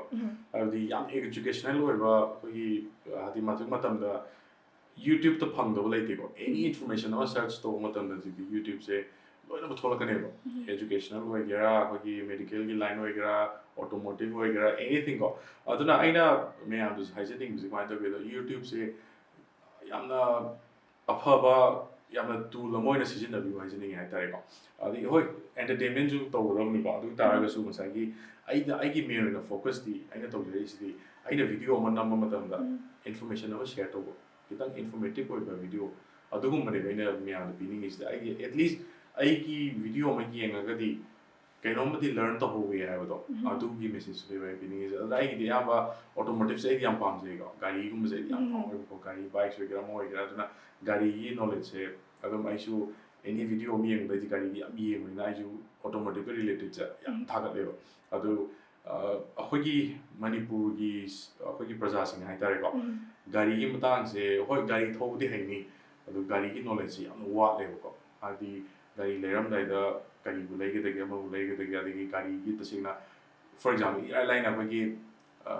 कोई गाड़ी थौरिसि ट्रैफिक से हायसे ट्रैफिक से नियम से खंग याम वाटलेबो कोई मणिपुर अदुना सिगो मैम से इन्फॉर्मेशन से सुम शेयर तौनि बाइदा कोई नॉलेज से का अदुनि ओके याम नुंगाई हाइदि मैम पुन्ना अखोगी हजिगी ऑटोमोटिव्स की आइडिया से मैम द शेयर तौनिंगबदुनेबा ददागे थागचरी अदुगा मखा ताना इन दादे खंगनिंगबसे मसिगी लाइन सिदसु ददासे लेबिरे थबक से हाइदि याम इराय लाइना तौबा याबदि नतिबा अखोगी वीडियो नंबा एडिटिंग तौरकपा अदगिदि खंगदे मैम से दम लाइना ओइबा पोति नते अदु सिगी मथक्सिदा ददागी फैमिली हाइबा मसु लेरि ददागी पर्सनल लाइफ तोंगानबा मा अदगि ददानासु बिजनेस की खरा पनबिरमे अदु सिगी मतांगसिददि ददा कमाइना मैनेज तौबी कमाइना बैलेंस तौबी हाबदो अदुसु खितंग खंगजनिंगे याम वाय याम वा वाइसे कि नदैगि अगांग जो नि पीबनिनको यामना आइगोंदा दम केतारे ल आइगे दम दोइना लेबिनेबको आदि आइ वाइफ से ऑफिस कायबको मासे ऑफिस चपनिना आयु पुंग 8 दगी ऑफिस चक्रने दुम दाम तौरक हलानेबको अदा आइना मु गवर्नमेंट की सर्विस तौदबनिना ꯌꯨꯝꯗ ꯍꯥꯏꯕꯗꯨ ꯑꯗꯨꯝ ꯂꯩꯔꯦꯗꯅꯀꯣ ꯑꯗꯨꯅ ꯑꯩꯅ ꯂꯩꯔꯤꯁꯦ ꯄꯨꯔꯥ ꯁ꯭ꯇꯦ ꯍꯣꯝ ꯗꯦꯠꯀꯤ ꯇꯥꯏꯞꯅꯦꯕꯀꯣ ꯑꯉꯥꯡ ꯁ꯭ꯀꯨꯜ ꯑꯩ ꯑꯉꯥꯡ ꯉꯥꯟꯅ ꯊꯤꯟꯗꯦꯕꯀꯣ ꯑꯩꯅ ꯂꯣꯏꯅ ꯊꯤꯜꯂꯅꯤ ꯃꯣꯔꯅꯤꯡꯗ ꯑꯗꯒꯤ ꯑꯉꯥꯡ ꯑꯩ ꯏꯆꯥꯅꯨꯄꯤ ꯇ꯭ꯌꯨꯁꯟ ꯆꯠꯄ ꯈꯣꯠꯄ ꯑꯩ ꯂꯣꯏꯅ ꯇꯧꯔꯅꯤꯀꯣ ꯊꯤꯜꯂꯅꯤ ꯑꯗꯒꯤ ꯃꯔꯛꯁꯤꯗ ꯑꯩꯒꯤ ꯒꯦꯞ ꯂꯩꯕ ꯍꯥꯏꯇꯥꯔꯦꯀꯣ ꯍꯥꯏꯗꯤ ꯑꯉꯥꯡ ꯁ꯭ꯀꯨꯜ ꯆꯠꯈ꯭ꯔꯤꯉꯩꯒꯤ ꯍꯧꯖꯤꯛ ꯁꯤꯒꯤ ꯇꯥꯏꯃꯤꯡꯁꯦꯀꯣ ꯒꯦꯞ ꯂꯩꯕꯒꯤ ꯇꯥꯏꯃꯤꯡꯁꯤꯗ ꯑꯩꯒꯤ ꯇꯧꯍꯧꯒꯗꯕ ꯊꯕꯛ ꯃꯌꯥꯝꯁꯦ ꯇꯧꯍꯧꯗꯣꯏꯅꯦꯕ ꯑꯗꯩ ꯚꯤꯗꯤꯑꯣ ꯅꯝꯕꯕꯨ ꯆꯠꯀꯦꯔꯥ एडिटिंग तौगेरा अदगी अतोप बिजनेस की क्या कहते हैं सेल तांदब यादबनेको अदुगी मयामदो लोइना मैनेज तौहौदोइने सिगी मतांग अदगी मु नुंदांग ताराकान आई वाइफ नम ऑफिस लानिको ऑफिस लाकासदा मु आई नम जिम जतुनेको अदम आईगी नोम की डेली मतम हाइतारे 6 AM दगी हौरगा Adam I horn Dang 10 माथोय दाइबोक्से Adam engage तौब लई हाइतारे ददासे युमदा हाइदि यामना इमुंगिसु यामना सपोर्टिव अंडरस्टैंडिंग हस्बैंड अदुगा डेट सो हाइजेगे अदुगा मयामगी दमक्तसु अदुम होटनाबिरिबनेबा हजिकसे अदु सिगी मतांगसिदा हाइदि अचिनबा मयाम सिगी मरकसिदैसा मयामदगी मयाम मांगदा लेरबनिना ना मयामगी ओपिनियन मयाम अमसु लाअमगनी सिदि ददा कमाइना हैंडल तौबी हाबदो अदुसु किना खंगजनिंगे ꯍꯣꯏ ꯀ꯭ꯔꯤꯇꯤꯁꯤꯖꯝꯁꯤꯗꯤ ꯑꯗꯨꯝ ꯂꯥꯛꯑꯅꯤꯀꯣ ꯍꯥꯏꯕꯗꯤ ꯅꯦꯒꯦꯇꯤꯚ ꯀ꯭ꯔꯤꯇꯤꯁꯥꯏꯖ ꯇꯧꯔꯛꯄ ꯌꯥꯝ ꯌꯥꯎꯏ ꯑꯗꯒꯤ ꯌꯥꯝꯅ ꯄꯣꯖꯤꯇꯤꯚ ꯑꯣꯏꯅ ꯊꯥꯒꯠꯄꯤꯔꯛꯄꯁꯨ ꯌꯥꯎꯋꯦꯀꯣ ꯑꯗꯣ ꯅꯦꯒꯦꯇꯤꯚ ꯀ꯭ꯔꯤꯇꯤꯁꯤꯖꯝ ꯃꯌꯥꯝꯁꯦ ꯑꯗꯨꯝ ꯑꯃꯔꯣꯝꯗ ꯍꯥꯏꯔꯒꯗꯤ ꯃꯣꯏꯅ ꯑꯩꯒꯤ ꯑꯁꯣꯏꯕ ꯃꯌꯥꯝꯗꯣ ꯍꯥꯏꯕꯤꯔꯛꯄꯅꯦꯕꯀꯣ ꯑꯗꯨꯅ ꯅꯦꯒꯦꯇꯤꯚ ꯀ꯭ꯔꯤꯇꯤꯁꯤꯖꯝ ꯃꯌꯥꯝꯁꯦ ꯑꯗꯨꯝ ꯑꯩꯗꯤ ꯑꯃꯔꯣꯝꯗꯗꯤ ꯌꯥꯔꯤꯉꯩ ꯂꯥꯛꯄꯤꯌꯣ ꯍꯥꯏꯅꯦꯕ ꯑꯃꯔꯣꯝꯗ ꯑꯩꯉꯣꯟꯗꯗꯤꯀꯣ ꯀꯩꯒꯤꯅꯣꯗꯤ ꯃꯣꯏꯅ ꯂꯥꯛꯑꯒ ꯑꯩꯉꯣꯟꯗꯁꯨ ꯅꯪ ꯅꯈꯣꯟꯗꯣ ꯇꯥꯅꯤꯡꯗꯦ ꯍꯥꯏꯕꯒꯨꯝꯕ ꯑꯗꯒꯤ ꯅꯪꯅ ꯉꯥꯡꯉꯤꯗꯣ ꯂꯥꯜꯂꯦ ꯍꯥꯏꯕꯒꯨꯝꯕ ꯑꯗꯒꯤ ꯚꯤꯗꯤꯑꯣ ꯅꯝꯕꯗꯣ ꯁꯣꯏꯔꯦ ꯍꯥꯏꯕꯒꯨꯝꯕ ꯑꯗꯨꯃꯥꯏꯅ ꯇꯧꯔꯒ ꯃꯌꯥꯝ ꯍꯥꯏꯔꯛꯄ ꯌꯥꯎꯋꯦꯀꯣ ꯑꯗꯨꯝꯕ ꯃꯌꯥꯝꯗꯣ ꯍꯥꯏꯔꯛꯑꯒꯗꯤ ꯑꯩꯉꯣꯟꯗꯁꯨ ꯑꯩꯅ ꯁꯣꯏꯔꯤꯁꯤ ꯀꯩꯅꯣ ꯍꯥꯏꯕꯗꯨ ꯈꯪꯖꯕꯅꯤꯅꯀꯣ ꯑꯩꯉꯣꯟꯗ ꯇꯁꯦꯡꯅ ꯅꯦꯒꯦꯇꯤꯚ ꯀ꯭ꯔꯤꯇꯤꯁꯥꯏꯖ ꯇꯧꯕꯤꯔꯛꯄꯁꯦ ꯑꯩꯉꯣꯟꯗ ꯌꯥꯝ ꯅꯨꯡꯉꯥꯏꯖꯩ ꯍꯥꯏꯇꯥꯔꯦꯀꯣ ꯑꯗꯨꯅ ꯀꯩꯝ ꯀꯥꯏꯗꯦ ꯑꯗꯨꯝ ꯍꯥꯏꯕꯤꯔꯛꯑꯣ ꯑꯩꯒꯤ ꯑꯁꯣꯏꯕꯗꯣ ꯃꯌꯥꯝꯅ ꯍꯥꯏꯕꯤꯔꯛꯇ꯭ꯔꯒꯗꯤ ꯍꯥꯏꯗꯤ ꯑꯩꯗꯤ ꯆꯨꯝꯃꯦꯅ ꯑꯗꯨꯝ ꯆꯠꯈꯤꯗꯣꯏꯅꯦ ꯍꯥꯏꯇꯥꯔꯦꯀꯣ ꯑꯗꯨꯅ ꯑꯗꯨꯝ ꯇꯧꯕꯤꯔꯛꯑꯣ ꯀꯩꯝ ꯀꯥꯏꯗꯦ ꯑꯗꯨꯒ ꯄꯣꯖꯤꯇꯤꯚ ꯑꯣꯏꯅ ꯊꯥꯒꯠꯄꯤꯔꯛꯄꯗꯨꯁꯨ ꯑꯗꯨꯝ ꯌꯥꯝꯅ ꯊꯃꯣꯏ ꯁꯦꯡꯅ ꯊꯥꯒꯠꯆꯔꯤꯀꯣ ꯑꯗꯨꯅ ꯅꯦꯒꯦꯇꯤꯚ ꯀ꯭ꯔꯤꯇꯤꯁꯤꯖꯝ ꯅꯦꯒꯦꯇꯤꯚ ꯀꯣꯃꯦꯟꯠꯁ ꯃꯌꯥꯝ ꯂꯥꯛꯄꯁꯦ ꯑꯩꯒꯤꯗꯤ ꯌꯥꯝꯅ ꯄꯣꯖꯤꯇꯤꯚ ꯑꯣꯏꯅ ꯂꯧꯖꯩ ꯍꯥꯏꯇꯥꯔꯦ ꯑꯗꯣ ꯃꯇꯥꯡꯁꯤꯗ ꯗꯗꯥꯒꯤ ꯖꯔꯅꯤꯁꯤꯒꯤ ꯃꯇꯥꯡꯁꯤꯁꯨ ꯈꯤꯇꯪ ꯂꯥꯛꯆꯒꯦ ꯗꯗꯥꯒꯤ ꯖꯔꯅꯤꯁꯤꯗ ꯍꯥꯏꯗꯤ ꯃꯈꯜ ꯃꯈꯜꯒꯤ ꯊꯕꯛ ꯃꯌꯥꯝ ꯑꯃ ꯍꯦꯟꯗꯜ ꯇꯧꯔꯒ ꯂꯩꯔꯤꯅꯦꯕ ꯍꯁꯕꯦꯟ ꯑꯃ ꯑꯣꯏꯅꯁꯨ ꯗꯦꯠ ꯑꯃ ꯑꯣꯏꯅꯁꯨ ꯑꯗꯒꯤ ꯃꯌꯥꯝꯒꯤ ꯃꯔꯛꯇ ꯊꯣꯛꯑꯒꯁꯨ ꯊꯕꯛ ꯁꯨꯝ ꯇꯧꯕꯤꯔꯤꯅꯤ ꯃꯌꯥꯝꯒ ꯁꯨꯝ ꯂꯣꯏꯅꯔ ꯂꯩꯔꯤꯅꯤ ꯁꯤꯒꯤ ꯃꯇꯥꯡꯁꯤꯗꯗꯤ ꯗꯗꯥꯒꯤ ꯖꯔꯅꯤꯁꯦ ꯃꯁꯤꯗ ꯀꯌꯥꯃꯨꯛ ꯌꯥꯝꯅ ꯍꯥꯏꯗꯤ ꯆꯦꯂꯦꯟꯖꯤꯡ ꯑꯣꯏ ꯀꯥꯏꯅꯒꯗꯤ ꯈꯟꯕꯤ ꯗꯗꯥꯒꯤ ꯖꯔꯅꯤꯁꯦ ꯑꯗꯨꯝ ꯁꯤꯒꯤ ꯃꯇꯥꯡꯗ ꯋꯥꯔꯤ ꯊꯝꯕꯤꯌꯨ ꯑꯩꯒꯤꯗꯤ ꯑꯁꯦꯡꯕ ꯍꯥꯏꯔꯒꯗꯤꯅꯦ ꯌꯥꯝꯅ ꯇꯨꯃꯤꯟꯅ ꯌꯨꯝꯗ ꯂꯩꯔꯒ ꯂꯩꯕꯁꯦ ꯑꯩꯗꯤ ꯍꯩꯅꯗꯦ ꯍꯥꯏꯇꯥꯔꯦ ꯑꯩꯗꯤ ꯀꯣꯏꯆꯠ ꯆꯠꯂꯛꯄ ꯑꯩꯗꯤ ꯌꯥꯝꯅ ꯑꯦꯛꯁꯄ꯭ꯂꯣꯔ ꯇꯧꯕꯁꯦ ꯌꯥꯝ ꯄꯥꯝꯖꯩꯌꯦꯕ ꯑꯗꯨꯅ ꯁꯤꯒꯤ ꯆꯦꯂꯦꯟꯖꯤꯡ ꯑꯣꯏꯕ ꯁꯤꯒꯤ ꯑꯩꯒꯤ ꯂꯥꯏꯐ ꯁ꯭ꯇꯥꯏꯜꯁꯦ ꯁꯤꯗꯤ ꯑꯩꯅ ꯌꯥꯝ ꯄꯥꯝꯖꯩ ꯍꯥꯏꯇꯥꯔꯦꯀꯣ ꯑꯩꯉꯣꯟꯗ ꯌꯥꯝꯅ ꯆꯤꯟꯕꯁꯤꯅꯦꯕ ꯑꯩꯅ ꯌꯥꯝ ꯄꯥꯝꯖꯔꯤꯁꯦ ꯑꯩꯗꯤ ꯊꯕꯛ ꯀꯣꯝꯃꯒ ꯐ꯭ꯔꯤꯗ ꯂꯩꯕꯁꯦ ꯑꯩꯗꯤ ꯌꯥꯝ ꯍꯩꯅꯖꯗꯦꯕꯀꯣ ꯑꯗꯨꯅ ꯑꯩꯉꯣꯟꯗ ꯉꯥꯛꯇꯪ ꯄꯨꯡꯈꯥꯏ ꯑꯃ ꯐꯪꯕꯗ ꯀꯗꯥꯏꯗꯅꯣ ꯆꯠꯂꯒ ꯍꯦꯛꯇ ꯚꯤꯗꯤꯑꯣ ꯑꯃ ꯅꯝꯕꯅꯦꯕ ꯑꯩꯗꯤ ꯑꯗꯨꯒ ꯑꯗꯒꯤ ꯑꯩꯒꯤ ꯇꯥꯏꯝ ꯃꯦꯅꯦꯖꯃꯦꯟ ꯍꯥꯏꯇꯥꯔꯦꯀꯣ ꯃꯦꯅꯦꯖꯃꯦꯟꯁꯦ ꯑꯩ ꯍꯥꯏꯔꯛꯀꯦꯕ ꯅꯣꯡꯃꯒꯤ ꯗꯦꯂꯤꯁꯦ ꯑꯩ ꯍꯥꯏꯐꯦꯠ ꯍꯥꯏꯔꯛꯀꯦ ꯑꯩꯁꯦ 6 AM ꯗ ꯍꯧꯒꯠꯂꯅꯤꯀꯣ 6 AM ꯗ ꯍꯧꯒꯠꯂꯅꯤ ꯑꯗꯨꯒ ꯑꯩꯒꯤ ꯏꯆꯥ ꯑꯅꯤꯁꯦ ꯏꯆꯥꯅꯨꯄꯤꯁꯤꯅ ꯄꯨꯡ 9ꯗ ꯁ꯭ꯀꯨꯜ ꯆꯠꯇꯣꯏꯅꯦꯕ ꯑꯗꯨꯒꯤ ꯃꯃꯥꯡꯗ ꯑꯩꯅ ꯃꯥꯒꯤ ꯕ꯭ꯔꯦꯛꯐꯥꯁꯁꯦ ꯁꯦꯝꯕꯤꯔꯅꯤꯕꯀꯣ ꯁꯦꯝꯃꯅꯤ ꯃꯥ ꯇꯨꯝꯕ ꯍꯧꯗꯣꯛꯑꯅꯤ ꯑꯗꯨꯒ ꯁꯤꯒꯤ ꯃꯇꯥꯡꯁꯤꯗ ꯑꯩ ꯋꯥꯏꯐꯁꯦ ꯌꯥꯎꯗ꯭ꯔꯤꯁꯦ ꯀꯩꯒꯤꯅꯣ ꯍꯥꯏꯗꯤ ꯃꯥꯁꯨ ꯍꯧꯒꯠꯈ꯭ꯔꯒ ꯃꯥꯁꯨ ꯃꯥꯏ ꯑꯣꯐꯤꯁꯀꯤ ꯇꯧꯈꯤꯗꯣꯏꯅꯦꯕ ꯑꯗꯣ ꯑꯩꯗꯤ ꯑꯣꯐꯤꯁꯇ ꯆꯠꯇꯕꯅꯤ나 ꯑꯉꯥꯡꯒꯤ ꯑꯩꯅ ꯑꯃꯨꯛ ꯁꯦꯟꯅꯗꯣꯏꯅꯦꯕꯀꯣ ꯑꯗꯣ ꯄꯨꯡ 9ꯁꯦ ꯅꯪꯅꯅꯕ ꯑꯩꯅ ꯄꯨꯡ 8 ꯑꯗꯨꯋꯥꯏꯐꯥꯎꯗ ꯃꯥꯒꯤ ꯕ꯭ꯔꯦꯛꯐꯥꯁꯁꯦ ꯂꯣꯏꯁꯤꯟꯕꯤꯔꯅꯤ ꯃꯥ ꯕ꯭ꯔꯦꯛꯐꯥꯁ ꯄꯤꯖꯔꯅꯤ ꯑꯗꯨ ꯂꯣꯏꯔꯒ ꯃꯥ ꯗ꯭ꯔꯦꯁ ꯂꯣꯏꯁꯤꯜꯂꯒ ꯑꯩꯅ ꯁ꯭ꯀꯨꯜ ꯊꯤꯜꯂꯅꯦꯕꯀꯣ ꯍꯦꯛ ꯊꯤꯟꯕꯒ ꯍꯜꯂꯛꯄꯒ ꯃꯆꯥ ꯑꯃꯗꯨꯒꯤꯁꯨ ꯑꯃꯨꯛ ꯁ꯭ꯀꯨꯜꯗ ꯃꯥꯅ ꯄꯨꯡ 9ꯗꯒꯤ ꯍꯧꯋꯦꯕ ꯀ꯭ꯂꯥꯁꯁꯦ ꯑꯗꯨꯒꯤ ꯑꯃꯨꯛ ꯑꯩꯅ ꯁꯦꯝꯃꯅꯦꯕ ꯑꯗꯣ ꯂꯣꯏꯅꯃꯛ ꯁ꯭ꯀꯨꯜ ꯂꯣꯏ ꯊꯥꯗꯣꯛꯈ꯭ꯔꯅꯤꯀꯣ ꯊꯥꯗꯣꯛꯈ꯭ꯔꯀꯥꯟꯗ ꯑꯃꯨꯛ ꯃꯣꯔꯅꯤꯡꯒꯤ ꯀꯩ ꯍꯥꯏꯇꯥꯔꯦ ꯂꯟꯆ ꯑꯩꯅ ꯑꯃꯨꯛ ꯊꯣꯡꯗꯣꯏꯅꯦꯕꯀꯣ ꯑꯩ ꯋꯥꯏꯐꯗꯤ ꯑꯣꯐꯤꯁ ꯆꯠꯈ꯭ꯔꯦ ꯃꯥꯗꯤ 8ꯗꯀꯣ ꯃꯥꯗꯤ ꯑꯣꯐꯤꯁꯇ ꯑꯗꯨꯝ ꯆꯥꯖꯔꯨꯔꯅꯤ ꯑꯗꯨꯒ ꯂꯟꯆꯁꯦ ꯀꯩꯅꯣ ꯇꯧꯋꯦꯕ ꯑꯉꯥꯡꯒꯤ ꯑꯃꯨꯛ ꯊꯣꯡꯉꯅꯦꯕ ꯑꯗꯨꯒ ꯑꯩꯒꯤꯗꯤ ꯑꯃꯨꯛ ꯀꯃꯥꯏꯅ ꯇꯧꯒꯦꯗ ꯃꯌꯥꯝꯒꯤ ꯂꯟꯆ ꯆꯥꯕꯁꯦ ꯑꯩꯒꯤꯗꯤ ꯈꯤꯇꯪ ꯈꯦꯠꯅꯩꯌꯦꯕꯀꯣ ꯑꯩꯒꯤꯗꯤ ꯑꯃꯨꯛ ꯑꯩꯒꯤ ꯗꯥꯏꯇꯤꯡꯁꯦ ꯈꯤꯇꯪ ꯈꯦꯠꯅꯩ ꯍꯥꯏꯇꯥꯔꯦ ꯑꯗꯨꯅ ꯃꯌꯥꯝꯒꯤ ꯅꯣꯔꯃꯦꯜ ꯗꯥꯏꯠꯁꯦ ꯆꯥꯗꯦꯕ ꯑꯩꯒꯤꯗꯤ ꯇꯣꯉꯥꯟꯅ ꯀꯩ ꯍꯥꯏꯇꯥꯔꯦ ꯆꯥꯛ ꯑꯣꯏꯔꯒꯁꯨ ꯆꯤꯀꯟꯒ ꯇꯧꯔꯒ ꯈꯤꯇꯪ ꯄ꯭ꯔꯣꯇꯤꯟ ꯔꯤꯆ ꯑꯣꯏꯕ ꯗꯥꯏꯠꯁꯦ ꯆꯥꯕꯅꯤꯅ ꯑꯩꯒꯤꯗꯤ ꯑꯃꯨꯛ ꯃꯌꯥꯝꯒ ꯃꯥꯟꯅꯗ꯭ꯔꯕꯅꯤꯅ ꯑꯩꯒꯤꯗꯤ ꯑꯃꯨꯛ ꯇꯣꯉꯥꯟꯅ ꯑꯃꯨꯛ ꯊꯣꯡꯖꯗꯣꯏꯅꯦꯕꯀꯣ ꯅꯨꯡꯇꯤꯒꯤ ꯑꯗꯩ ꯑꯉꯥꯡꯒꯤꯁꯨ ꯑꯃꯨꯛ ꯊꯣꯡꯉꯅꯤ ꯑꯩ ꯑꯃꯨꯛ ꯊꯣꯡꯉꯅꯤꯀꯣ ꯑꯗꯨ ꯃꯔꯛꯁꯤꯗ ꯀꯩꯅꯣ ꯇꯧꯗꯣꯏꯅꯦꯕ ꯚꯤꯗꯤꯑꯣꯒꯤ ꯄ꯭ꯔꯣꯒ꯭ꯔꯥꯝ ꯂꯩꯔꯒꯗꯤ ꯑꯩ ꯄꯨꯡ 11 ꯑꯗꯨꯋꯥꯏꯗꯒꯤ ꯃꯣꯏ ꯊꯣꯛꯈ꯭ꯔꯅꯤꯀꯣ ꯊꯣꯛꯈ꯭ꯔꯒ ꯄꯨꯡ 1, 2, 3 ꯑꯗꯨꯋꯥꯏꯐꯥꯎꯒꯤ ꯃꯔꯛꯁꯤꯗ ꯑꯩꯁꯦ ꯚꯤꯗꯤꯑꯣꯁꯦ ꯅꯝꯍꯧꯔꯅꯦꯕ ꯑꯗꯨꯝ ꯍꯜꯂꯛꯑꯅꯤꯀꯣ ꯑꯗꯨꯒ ꯏꯆꯥꯅꯨꯄꯤꯁꯨ ꯑꯃꯨꯛ ꯁ꯭ꯀꯨꯜꯗꯒꯤ ꯂꯧꯔꯅꯤ ꯑꯗꯨꯒ ꯄꯨꯡ 3 ꯇꯥꯔꯛꯄꯁꯤꯗ ꯑꯃꯨꯛ ꯁ꯭ꯀꯨꯜ ꯇ꯭ꯌꯨꯁꯟ ꯑꯃꯨꯛ ꯊꯤꯟꯗꯣꯏꯅꯦꯕ 4ꯗꯩꯅ 5:30 ꯐꯥꯎꯁꯦ ꯑꯃꯨꯛ ꯁ꯭ꯀꯨꯜꯗ ꯃꯥꯒꯤ ꯇ꯭ꯌꯨꯁꯟ ꯊꯤꯜꯂꯅꯤꯅ 5:30ꯗꯩ ꯑꯃꯨꯛ ꯍꯜꯂꯛꯑꯀꯥꯟꯗ ꯑꯩꯒꯤ ꯏꯚꯤꯅꯤꯡꯒꯤ ꯁ꯭ꯅꯦꯛꯁ ꯑꯃꯨꯛ ꯆꯥꯔꯒ 6:30, 7 ꯑꯗꯨꯋꯥꯏꯗ ꯃꯣꯏꯁꯦ ꯖꯤꯝ ꯆꯠꯈ꯭ꯔꯒ ꯅꯨꯡꯗꯥꯡꯒꯤ ꯄꯨꯡ 9:30 ꯑꯗꯨꯋꯥꯏꯐꯥꯎ ꯖꯤꯝ ꯂꯩꯔꯅꯤꯗꯅ ꯍꯜꯂꯛꯑꯒ ꯑꯩꯒꯤ ꯊꯕꯛ ꯂꯣꯏꯔꯦ ꯁꯦꯗꯨꯜꯁꯦ ꯑꯗꯨꯝ ꯑꯗꯨꯛꯀꯤ ꯃꯇꯤꯛ ꯑꯌꯨꯛꯇꯒꯤꯅ ꯑꯗꯨꯝ ꯇꯥꯏꯠ ꯑꯣꯏꯔꯒ ꯂꯩꯕꯁꯦ ꯑꯗꯨꯅ ꯑꯩꯒꯤ ꯁꯟꯗꯦꯁꯨ ꯂꯩꯇꯦ ꯃꯟꯗꯦ ꯂꯩꯇꯦ ꯆꯞ ꯃꯥꯟꯅꯩ ꯑꯩꯒꯤ ꯄ꯭ꯔꯣꯒ꯭ꯔꯥꯝ ꯃꯔꯛꯁꯤꯗ ꯆꯤꯜꯂꯤꯕ ꯃꯌꯥꯝ ꯃꯔꯛꯁꯤꯗ ꯑꯩꯈꯣꯏꯒꯤ ꯀꯟꯇꯦꯟ ꯀ꯭ꯔꯤꯌꯦꯠ ꯇꯧꯅꯕꯒꯤ ꯚꯤꯗꯤꯑꯣꯒꯤ ꯑꯥꯏꯗꯤꯌꯥꯁꯦ ꯁꯤꯒꯗꯤ ꯀꯃꯥꯏꯅ ꯂꯥꯛꯏ ꯃꯇꯥꯡꯁꯤꯗ ꯁꯤꯁꯨ ꯈꯤꯇꯪ ꯊꯝꯕꯤꯌꯨ ꯚꯤꯗꯤꯑꯣꯒꯤ ꯑꯥꯏꯗꯤꯌꯥꯗꯤ ꯌꯥꯝ ꯂꯩꯌꯦꯕꯀꯣ ꯇꯁꯦꯡꯅ ꯅꯝꯒꯦ ꯍꯥꯏꯔꯒꯗꯤ ꯑꯗꯨꯝ ꯅꯨꯡꯇꯤꯒꯤ ꯑꯗꯨꯝ ꯅꯝꯕ ꯌꯥꯏꯑꯕꯀꯣ ꯑꯥꯏꯗꯤꯌꯥꯁꯦ ꯑꯗꯣ ꯑꯩꯒꯤꯗꯤ ꯅꯝꯕꯁꯦ ꯑꯩꯅ ꯉꯁꯥꯏ ꯍꯥꯏꯔꯤꯕ ꯇꯥꯏꯃꯤꯡꯁꯤꯗ ꯅꯝꯍꯧꯔꯅꯤꯗꯅ ꯑꯗꯨꯒ ꯑꯩꯒꯤꯗꯤ ꯀꯃꯥꯏꯅ ꯇꯧꯒꯦ एडिटिंग तौबसे मंगांग तुमरगा तौदोइने वै तौदोइसे हाबि पुंग आफ्टर 11 मतुंगने वै एडिटिंग तौदो नत्रगदि आई फम एडिटिंग तौबसे सुंग संगदेबको अदुना आइडियास हारगदि आइगिदि दुम खंगदे दुम गाड़ी की मतंग ओइरो अदगी केनोसु दुम आइगी प्रोग्राम से दुम मीनसु आइगी promotion ads kuma sum yam lai na ko aduna dum ai timing se dum mi gi advertisement to yo na je is schedule dum khaido dum tham de ko aduna dum weekly dum lai leta video okay marak sida da video se thagat ba matam sida ne video si ma thagat na bo hona ba da khoi gi marak sida changi ba mayam se haidi video number boiro sem ba boiro si mayam sida dai thanda dum taw bibra kamai na ai se adum one man army ai ne ko adu video chacha isa idan chacha ni isa tane act to jera ni isa idan da dum editor ni admai na to nga ne ado si mayam se kamai to gi da aina atoppa ga su aina tongning disi ga ina si gi style si mo ai gi mo blogging to ni na ta blogging de mo ya kana ai gi assistant ko mo ji kya darkar oi di ba ta adi aina adi news ko ma dum program na dum to na ta ni ba adi blogging ma to ni gi camera ba ga ni to ga ni mo ngai to pa ge sa ya ni ta ni to athaga jari makha tarak se da de khangjening bu se da na mayam gi damak ta khara honari ba mayam gi marak ta leibiri bu se masi mayam da kaya mu yamna kana gray habdo ada da na khanbi sigi matang sidi sigi example ma je ge ko ai se sumaina local entrepreneurs me am je yam support to je ta ko koi manipur gi business small time businessmen me am play me am se ahan da aina promotion sumaina video to hor ko se ai se pisa mo log dio now I hor ko da ko ado log da se kamai to ge da mingrak pan je ge koi gi fashion and entertainment wa kai ko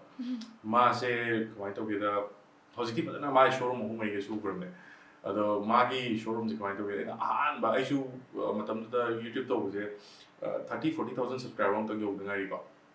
matam da mana da juni da video da nam yo ma gi sales je pra down chale ko le ha ma se matam da t-shirt se ho mai de ni won de ma no mo da ko ada ina videos thagat la kan da ma gi videos pura viral chakra next day sida mana nungdang pung tara mu tar kan da ai ngol phone tori ko so da juni nang gi pra kana ma hai ai asu ni je da juni nang gi pra line tha ko so ana de ma hai do ke do re ha kan na si je da juni 3 lakhs me ayu le ha de adi no mo da ma t-shirt o mari den yo lam do no ga la ga ma 3 lakhs mo te yo le ha ko adu gi yo gi bu mi tu da gi consistent oina ma se 1 lakh 2 lakh 3 lakh yo ngam gi ai ta admai tor ma se hojik po bo da aina changmu sa ai dress mana ai je lai su ati mana bi si su ma bi ado ma lai ya da atopa business atopa to gi da su ko ya ma kai ta ma zo ha play de su ahan mi kana to gi promote gi su ai to gi ne da gi atopa da atop das beyond day hade adun ai ni jeng thok tre do ya ni to re na business mo successful gi mo ya yo ko aduna ako engon da siklo dum asta join na mai to gi do yam mai ji ko dinga da was wadum good relations dum le ta makha ta na ina sigi matang se khangjaning bu se da dum akhoi gi promotion gumba kai gumba to gi hai tar di contact sidi kamai tor kani da dum number gumba kai gumba si is actually I'm surprised with it. I think contact numbers can I share to people. Yes. I don't know what the story. I don't know them hangar long of the or I can say something like I phone numbers share it to talk the email and share to you. Email the lock was your email is my promoter you got you or the Facebook key inbox the lock your way. The worry channel is coming to my number to you contact man the Instagram the contact lock your way. Although can't the phone numbers don't contact them your way comment. makha ta na di da akhoi gi da na hona biri ba khara ja masi tungi future da ha ba tare future di karmaina kari vision thambi hadi makha ta na hona ga daw gi chang se aina pop ta si yamna pamja ba hai ta ga di ai gi se ai travel blog to jam pa me ai je traveling su am to ina to we although every now I leave every 3 months 4 months kudingi ai je manipur gi outside ma pa na dum chat le ko although travel blog se mindset pe je maina street food kuma chao ko to gi maina explore to je kha ga thagat ne although ai full time traveling je tor gai blogging je nam ge na dikhali ko although ai gi plan je am lai ai je ladak se gi plan jo kana tori ko bai ta adu gi jo full episode ma ina ndar ki to wali da gi aina pa gi to je ning ba har ga di ko gi manipur ki social media gi presence hojik se kana chana kal ai hai ta ko adi ano wa ꯑꯩꯈꯣꯏꯒꯤ YouTubers ꯏꯟꯐ꯭ꯂꯨꯑꯦꯟꯁꯔꯁ ꯑꯣꯏꯖꯅꯤꯡꯕ ꯃꯌꯥꯝ ꯑꯗꯩ ꯀꯣꯟꯇꯦꯟꯠ ꯀ꯭ꯔꯤꯌꯦꯇꯔꯁ ꯑꯣꯏꯖꯅꯤꯡꯕ ꯃꯌꯥꯝꯁꯦ ꯌꯥꯝꯅ ꯍꯧꯖꯤꯛꯁꯤ ꯀꯟꯅ ꯇꯧꯈꯠꯅꯔꯤ ꯑꯗꯨꯕꯨ ꯕꯦꯁꯤꯛꯇꯒꯤ ꯍꯧꯕꯁꯦ ꯀꯃꯥꯏꯅ ꯍꯧꯒꯗꯣꯏꯅꯣ ꯍꯥꯏꯕꯒꯤ ꯅꯣꯂꯦꯖꯁꯦ ꯂꯩꯇꯕ ꯃꯌꯥꯝ ꯑꯃ ꯌꯥꯎꯋꯦꯕ ꯑꯩꯉꯣꯟꯗꯁꯨ ꯌꯥꯝꯅ ꯗꯥꯖꯣꯅꯤ ꯁꯤꯒꯤ ꯈꯤꯇꯪ ꯀꯣꯆꯤꯡꯒꯨꯝꯕ ꯑꯃ ꯇꯧꯕꯤꯌꯨ ꯈꯣꯠꯄꯤꯌꯨ ꯍꯥꯏꯕꯗꯤ ꯁꯨꯃꯥꯏꯅ एडिटिंग ꯀꯃꯥꯏꯅ ꯇꯧꯒꯗꯒꯦ ꯑꯗꯒꯤ ꯀꯦꯃꯦꯔꯥ ꯀꯃꯥꯏꯅ ꯄꯥꯏꯒꯗꯒꯦ ꯀꯔꯝꯕ ꯏꯀ꯭ꯋꯤꯞꯃꯦꯟꯠ ꯁꯤꯖꯤꯟꯅꯒꯗꯒꯦ ꯑꯗꯒꯤ ꯑꯩꯈꯣꯏꯅ ꯀꯣꯟꯇꯦꯟꯠꯁꯤ ꯀꯃꯥꯏꯅ ꯊꯤꯒꯗꯒꯦ ꯀꯥꯏꯅ ꯇꯧꯕꯤꯌꯨ ꯑꯗꯨꯃꯥꯏꯅ ꯇꯧꯕꯁꯦ ꯑꯩꯁꯨ ꯁꯤꯒꯨꯝꯕꯒꯤ ꯑꯩꯅ ꯄ꯭ꯔꯣꯒ꯭ꯔꯥꯝ ꯑꯃꯁꯨ ꯁꯤꯟꯁꯤꯔꯥꯅ ꯀꯟꯅ ꯈꯜꯂꯤ ꯑꯩꯅ ꯑꯣꯟꯂꯥꯏꯟꯗ ꯃꯔꯛ ꯑꯃꯗꯤ ꯍꯥꯏꯐꯦꯠ ꯇꯧꯖꯈꯤꯀꯣ ꯑꯗꯨꯃꯥꯏꯅ ꯇꯧꯔ ꯃꯣꯏ 5-6ꯀꯗꯤ ꯃꯣꯏꯁꯨ ꯃꯁꯥꯒꯤ ꯑꯗꯨꯃꯥꯏꯅ ꯇꯧꯕꯗꯤ ꯌꯥꯎꯈ꯭ꯔꯦ ꯑꯗꯣ ꯑꯩꯁꯨ ꯐꯨꯜ ꯇꯥꯏꯝ ꯑꯣꯏꯅ ꯈꯤꯇꯪ ꯀꯣꯔꯁꯀꯨꯝꯕ ꯑꯃ ꯑꯩꯅ ꯗꯤꯕꯦꯂꯞ ꯇꯧꯔꯒ ꯁꯦꯝꯒꯦꯅ ꯈꯜꯂꯤ ꯀꯩꯒꯤꯅꯣꯗ ꯑꯩꯁꯨ ꯀꯣꯟꯇꯦꯟꯠ ꯀ꯭ꯔꯤꯌꯦꯇꯔꯁ ꯍꯧꯖꯤꯛꯇꯤ ꯁꯣꯁꯤꯌꯦꯜ ꯃꯤꯗꯤꯌꯥ ꯌꯥꯎꯗ꯭ꯔꯗꯤ ꯌꯥꯗ꯭ꯔꯦꯅꯀꯣ ꯑꯦꯅꯤ ꯑꯩꯈꯣꯏꯅ ꯊꯕꯛ ꯑꯃ ꯇꯧꯕꯗ ꯁꯣꯁꯤꯌꯦꯜ ꯃꯤꯗꯤꯌꯥ ꯌꯥꯎꯗ꯭ꯔꯗꯤ ꯌꯥꯗꯦꯅꯀꯣ ꯑꯗꯣ ꯁꯣꯁꯤꯌꯦꯜ ꯃꯤꯗꯤꯌꯥꯒꯤ ꯄ꯭ꯔꯦꯖꯦꯟꯁꯁꯤ ꯌꯥꯝꯅ ꯀꯥꯟꯅꯕꯅꯦꯕ ꯑꯗꯨꯅ ꯅꯧꯅ ꯏꯟꯈꯠꯂꯛꯂꯤꯕ ꯕꯗꯤꯡ ꯑꯩꯈꯣꯏ ꯀꯣꯟꯇꯦꯟꯠ ꯀ꯭ꯔꯤꯌꯦꯇꯔꯁ ꯃꯌꯥꯝꯗꯨꯁꯨ ꯈꯤꯇꯪ ꯅꯣꯂꯦꯖꯦꯕꯜ ꯑꯣꯏꯒꯗꯕ ꯑꯩꯅ ꯈꯤꯇꯪ ꯑꯩꯒꯤ ꯑꯦꯛꯁꯄꯤꯔꯤꯌꯦꯟꯁꯀꯤ ꯃꯇꯨꯡ ꯏꯟꯅꯀꯣ ꯁꯤꯌꯔ ꯇꯧꯕꯒꯤ ꯑꯩꯁꯨ ꯄ꯭ꯔꯣꯒ꯭ꯔꯥꯝ ꯑꯃ ꯁꯤꯟꯒꯦꯅ ꯈꯜꯂꯤ Okay, ꯑꯗꯨꯁꯨ ꯁꯣꯏꯗꯅ ꯇꯧꯕ ꯉꯝꯕꯤꯌꯨ ꯍꯥꯏꯖꯒꯦ ꯋꯤꯁꯁꯨ ꯇꯧꯖꯒꯦ ꯑꯗꯨꯗꯨꯒ ꯉꯁꯤꯒꯤ ꯄ꯭ꯂꯦꯠꯐꯣꯔꯝꯁꯤꯗꯒꯤꯁꯨ ꯍꯥꯏꯕ ꯇꯥꯔꯦ ꯍꯧꯖꯤꯛꯀꯤ ꯅꯧꯅ ꯌꯪ ꯖꯦꯅꯦꯔꯦꯁꯟ ꯍꯥꯏꯕ ꯇꯥꯔꯦ ꯃꯣꯏꯁꯤꯡꯁꯤꯗ ꯗꯗꯥꯅ ꯈꯤꯇꯪ ꯈꯪꯍꯟꯕ ꯌꯥꯕ ꯗꯗꯥꯒꯤ ꯁꯥꯏꯠꯇꯒꯤ ꯀꯔꯤ ꯀꯔꯤ ꯋꯥꯐꯝ ꯊꯝꯕꯤꯅꯤꯡꯉꯦ ꯍꯥꯏꯕꯗꯣ ꯑꯩꯈꯣꯏꯒꯤ ꯚꯤꯗꯤꯑꯣ ꯑꯃ ꯀꯟꯇꯦꯟꯠ ꯑꯃ ꯁꯦꯝꯒꯦ ꯀ꯭रिꯌꯦꯠ ꯇꯧꯒꯦ ꯃꯌꯥꯝꯒꯤ ꯃꯥꯡꯗ ꯊꯥꯗꯣꯛꯀꯦ ꯍꯥꯏ ꯇꯥꯔꯒꯗꯤ ꯀꯔꯤ ꯆꯪꯉꯤ ꯑꯗꯨꯒ ꯀꯟꯇꯦꯟꯠ ꯀ꯭ꯔꯤꯌꯦꯇꯔ ꯑꯃ ꯑꯣꯏꯒꯦ ꯍꯥꯏꯔꯗꯤ ꯀꯔꯤ ꯇꯧꯕ ꯆꯪꯉꯤ ꯍꯥꯏꯕꯗꯣ ꯑꯗꯨ ꯈꯤꯇꯪ ꯁꯦꯌꯔ ꯇꯧꯕꯤꯔꯝꯃꯨ ꯀꯣꯟꯇꯦꯟꯠ ꯀ꯭ꯔꯤꯌꯦꯇꯔ ꯍꯥꯏꯁꯦ ꯍꯥꯏꯗꯤ ꯌꯥꯝꯅ ꯂꯥꯏꯕ ꯃꯥꯟꯕꯒꯤ ꯋꯥꯅꯦꯕ ꯑꯁꯦꯡꯕ ꯍꯥꯏꯔꯒꯗꯤ ꯑꯗꯣ ꯑꯩꯈꯣꯏꯅ ꯇꯧꯔꯛꯄꯗ ꯑꯗꯨꯝ ꯌꯥꯝ ꯂꯨꯅ ꯊꯣꯛꯈꯤ ꯃꯦꯟ ꯑꯣꯏꯅ ꯂꯨꯔꯤꯁꯤ ꯀꯃꯥꯏꯅ ꯇꯧꯒꯦ ꯍꯥꯏꯕꯗ ꯀꯦꯃꯦꯔꯥ ꯃꯃꯥꯡꯗ ꯋꯥ ꯉꯥꯡꯕꯁꯤ ꯃꯤꯁꯦ ꯍꯩꯅꯗꯕꯅꯦꯕ ꯍꯥꯏꯗꯤ ꯍꯧꯖꯤꯛꯇꯕꯨ ꯑꯩꯈꯣꯏꯅ ꯁꯨꯝ ꯇꯣꯏꯅ ꯁꯨꯝ ꯀꯦꯃꯦꯔꯥ ꯃꯃꯥꯡ ꯊꯣꯛꯂꯛꯄꯒꯤ ꯏꯀꯥꯏꯗꯕ ꯋꯥꯅꯦꯕꯀꯣ ꯍꯧꯖꯤꯛꯇꯤ ꯑꯩꯅ ꯏꯃꯥ ꯀꯩꯊꯦꯜꯗ ꯆꯠꯂꯨꯔꯒ ꯑꯩ ꯊꯣꯛꯄ ꯄꯥꯛ ꯉꯥꯡꯕꯗ ꯏꯀꯥꯏꯕꯤꯗ꯭ꯔꯦꯕ ꯑꯗꯣ ꯑꯍꯥꯟꯕ ꯍꯧꯔꯛꯄꯗꯗꯤ ꯀꯦꯃꯦꯔꯥ ꯃꯃꯥꯡꯗ ꯉꯥꯡꯕꯁꯦ ꯀꯣꯟꯐꯤꯗꯦꯟꯁ ꯁꯨꯡꯂꯩ ꯂꯩꯇꯦ ꯍꯥꯏꯇꯥꯔꯦ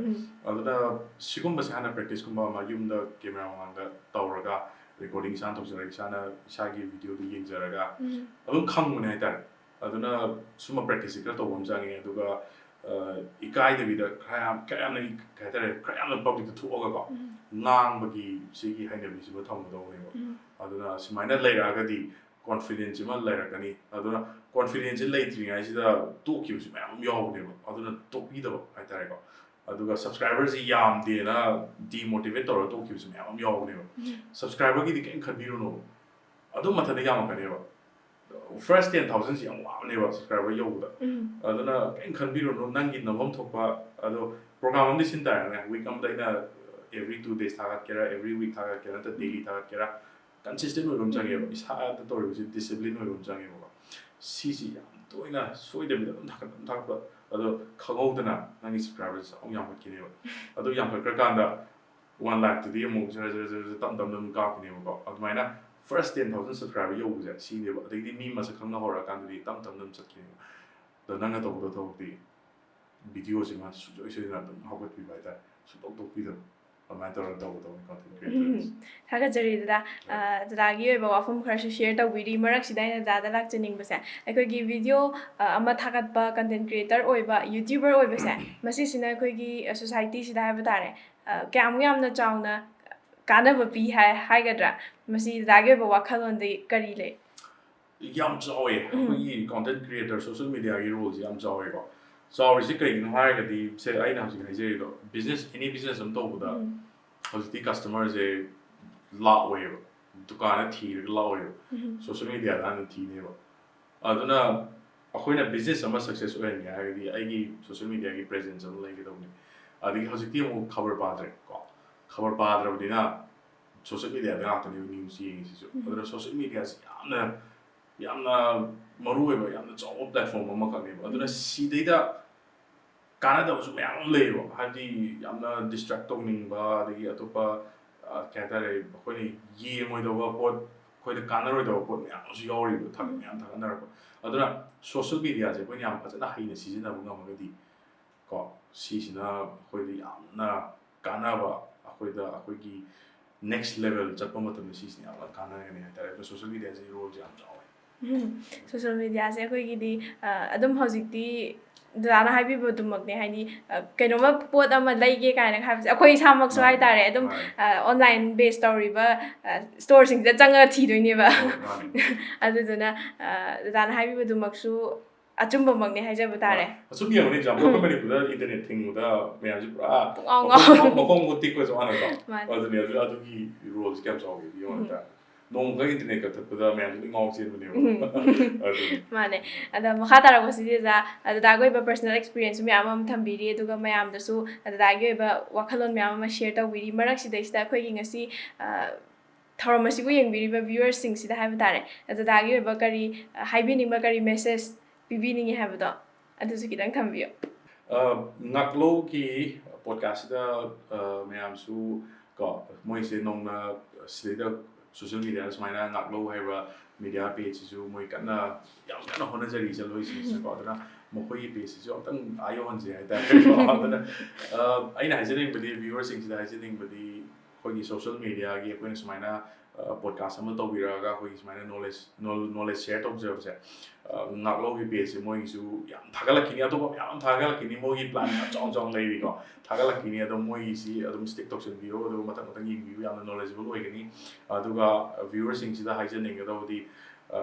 ꯁꯣꯁꯤꯌꯦꯜ ꯃꯤꯗꯤꯌꯥ ꯑꯩꯈꯣꯏꯒꯤ ꯌꯨꯇ꯭ꯌꯨꯕ ꯐꯦꯁꯕꯨꯛꯁꯦ ꯌꯥꯝꯅ ꯅꯤꯌꯣꯝ ꯆꯨꯝꯅ ꯁꯤꯖꯤꯟꯅꯕꯤꯌꯨꯀꯣ ꯍꯥꯏꯕꯗꯤ ꯌꯥꯝꯅ ꯄꯣꯖꯤꯇꯤቭ ꯑꯣꯏꯕ ꯏꯝꯄꯦꯛ ꯑꯃ ꯂꯥꯛꯍꯟꯁꯤ ꯐꯦꯛ ꯅ꯭ꯌꯨꯁ ꯑꯃ ꯌꯥꯝꯅ ꯀꯟꯅ ꯇꯧꯋꯤ ꯑꯩꯈꯣꯏ ꯃꯅꯤꯄꯨꯔꯗꯗꯤ ꯑꯗꯨꯒ ꯑꯃꯅ ꯑꯃ ꯆꯤꯡꯊꯅꯕꯒꯤ ꯆꯠꯅꯕꯤꯁꯨ ꯑꯗꯨꯝ ꯂꯩ ꯍꯥꯏꯇꯥꯔꯦꯀꯣ ꯑꯗꯨꯅ ꯀꯩ ꯍꯥꯏꯇꯥꯔꯦ ꯏꯟꯁꯥꯏꯠ ꯃꯅꯨꯡꯒꯤ ꯑꯥꯏꯗꯤꯌꯥꯁꯦ ꯈꯪꯗꯕꯤꯗ ꯑꯩꯈꯣꯏꯒꯤꯁꯦ ꯑꯃꯅ ꯑꯃꯒ ꯌꯥꯝꯅ ꯗꯤꯁꯥꯏꯠ ꯇꯧꯅꯩ ꯍꯥꯏꯇꯥꯔꯦꯀꯣ ꯍꯥꯏꯕꯗꯤ ꯑꯗꯨꯅ ꯀꯩ ꯍꯥꯏꯇꯥꯔꯦ ꯑꯗꯨ ꯇꯧꯅꯕꯤꯗꯕ ꯍꯥꯏꯇꯥꯔꯦꯀꯣ ꯍꯥꯏꯕꯗꯤ ꯃꯥꯒꯤꯁꯨ ꯇꯧꯔꯛꯏꯕ ꯊꯕꯛꯇꯣ ꯀꯔꯤ ꯇꯧꯔꯛꯏꯅꯣ ꯍꯥꯏꯕꯗꯨꯒꯤ ꯋꯥꯈꯜꯂꯣꯟꯗꯣ ꯈꯪꯗꯕꯤꯗ ꯑꯩꯈꯣꯏꯅ ꯍꯦꯛꯇ ꯀꯩꯅꯣ ꯇꯧꯁꯟꯕꯤꯁꯦ ꯀꯩ ꯍꯥꯏꯗꯣꯏꯅꯣ ꯈꯪꯗꯦ ꯑꯩꯈꯣꯏꯅ ꯍꯦꯛꯇ ꯂꯥꯟ ꯍꯦꯛꯇ ꯎꯕꯤꯕꯁꯦ ꯁꯤꯃꯗꯤ ꯇꯧꯍꯟꯅꯤꯡꯗꯦ ꯑꯗꯨꯅ ꯁꯣꯁꯤꯌꯦꯜ ꯃꯤꯗꯤꯌꯥꯁꯦ ꯌꯥꯝ ꯆꯨꯝꯅ ꯅꯤꯌꯣꯝ ꯆꯨꯝꯅ ꯁꯤꯖꯤꯟꯅꯁꯤ ꯀꯩꯒꯤꯅꯣ ꯍꯧꯖꯤꯛꯀꯤ ꯃꯇꯝꯗꯗꯤ ꯃꯇꯝ ꯈꯔ ꯂꯩꯔꯒ 5-10 yearsꯇꯗꯤ 5-10 yearsꯕꯨ ꯌꯥꯝ सामꯟꯈ꯭रे next 2-3 yearsꯇ ꯑꯩꯈꯣꯏꯒꯤ ꯗꯤꯒ꯭ꯔꯤ ꯀꯥꯏꯅ ꯑꯩꯈꯣꯏꯒꯤ ꯂꯩꯗꯅ ꯀꯣꯂꯦꯖ ꯗꯤꯒ꯭ꯔꯤ ꯁꯥꯔꯇꯤꯐꯤꯀꯦꯠ ꯀꯥꯏꯁꯦ ꯗꯔꯀꯥꯔ ꯂꯩꯔꯔꯣꯏ ꯁꯣꯁꯤꯌꯦꯜ ꯃꯤꯗꯤꯌꯥꯗꯒꯤ ꯂꯣꯏ ꯇꯝꯃꯛꯑꯗꯕꯅꯤ ꯁꯤꯗꯩꯗꯤ ꯑꯩꯈꯣꯏꯒꯤ ꯍꯧꯖꯤꯛꯇꯤ ꯁ꯭ꯀꯤꯜꯅꯦꯕ ꯗꯔꯀꯥꯔ ꯂꯩꯔꯛꯀꯗꯣꯏꯁꯦ ꯁꯥꯔꯇꯤꯐꯤꯀꯦꯠ ꯗꯔꯀꯥꯔ ꯂꯩꯔꯔꯣꯏ ꯁ꯭ꯀꯤꯜꯕꯨ ꯍꯩꯔꯒꯗꯤ ꯅꯪ ꯂꯣꯏꯅ ꯊꯕꯛ ꯇꯧꯕ ꯌꯥꯔꯛꯀꯗꯣꯏꯅꯦꯕ ꯑꯗꯨꯅ ꯁꯣꯁꯤꯌꯦꯜ ꯃꯤꯗꯤꯌꯥꯁꯦ ꯌꯥꯝ ꯐꯖꯅ ꯁꯤꯖꯤꯟꯅꯁꯦ ꯍꯥꯏꯌꯦ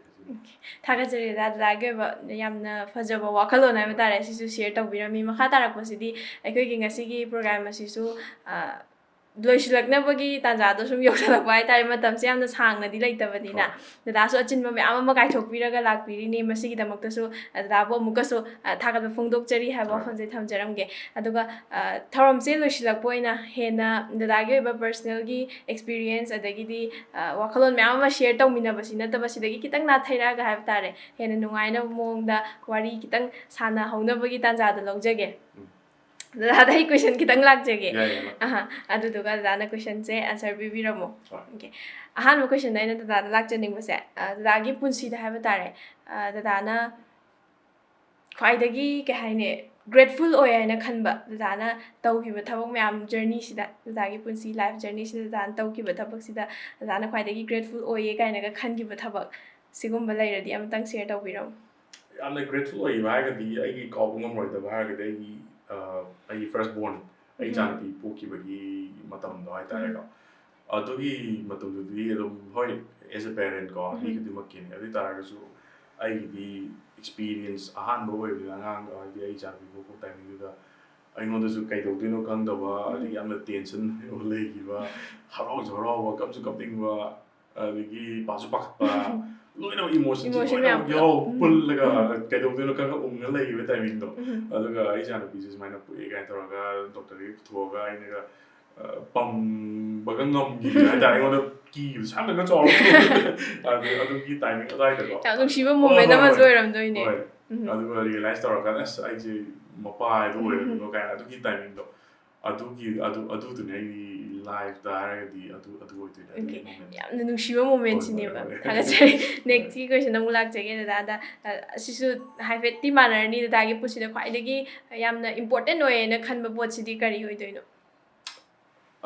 ꯏꯝꯄꯣꯔꯇꯦꯟ ꯑꯣꯏꯕ ꯄꯣꯠꯁꯦ ꯍꯥꯏꯔꯒꯗꯤ ꯁꯤꯁꯨ ꯑꯗꯨꯝ ꯑꯩꯒꯤ ꯐꯦꯃꯤꯂꯤ ꯑꯗꯨꯝ ꯍꯥꯏꯒꯦꯀꯣ ꯍꯥꯏꯕꯗꯤ ꯑꯩꯒꯤ ꯐꯦꯃꯤꯂꯤꯗꯒꯤ ꯍꯦꯟꯕ ꯏꯝꯄꯣꯔꯇꯦꯟ ꯑꯣꯏꯕꯁꯦ ꯑꯇꯣꯞꯄ ꯀꯔꯤꯝꯐꯥꯎ ꯂꯩꯇꯦ ꯍꯥꯏꯇꯥꯔꯦ ꯍꯥꯏꯕꯗꯤ ꯑꯥꯏꯝ ꯅꯣꯠ ꯑꯦꯛꯁꯄꯦꯛꯇꯤꯡ ꯑꯦꯅꯤꯊꯤꯡ ꯀꯣ ꯑꯩꯒꯤꯗꯤ ꯑꯩꯒꯤ ꯐꯦꯃꯤꯂꯤ ꯀꯣ ꯐꯦꯃꯤꯂꯤꯁꯤꯅ ꯅꯨꯡꯉꯥꯏꯅ ꯂꯩꯍꯧꯕꯗꯣ ꯑꯗꯨ ꯈꯛꯇꯅꯦ ꯑꯩꯅ ꯍꯧꯖꯤꯛ ꯈꯟꯕ ꯍꯥꯏꯁꯦ ꯑꯗꯨꯅ ꯑꯩꯒꯤ pura aina toriba ai life ai loi surroundings ai gidi moi gi damakte ne ta ko adu family se right families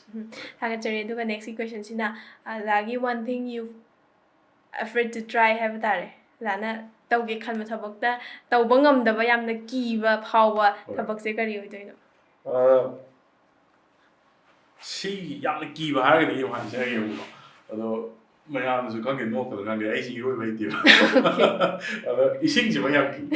ai ji ising ji kamai da ai ji swai kum ma di mai ji bra mi nyaw se thaba kyo ba di oi se ado ai swimming pool yam try tore ngam de ising ji mai su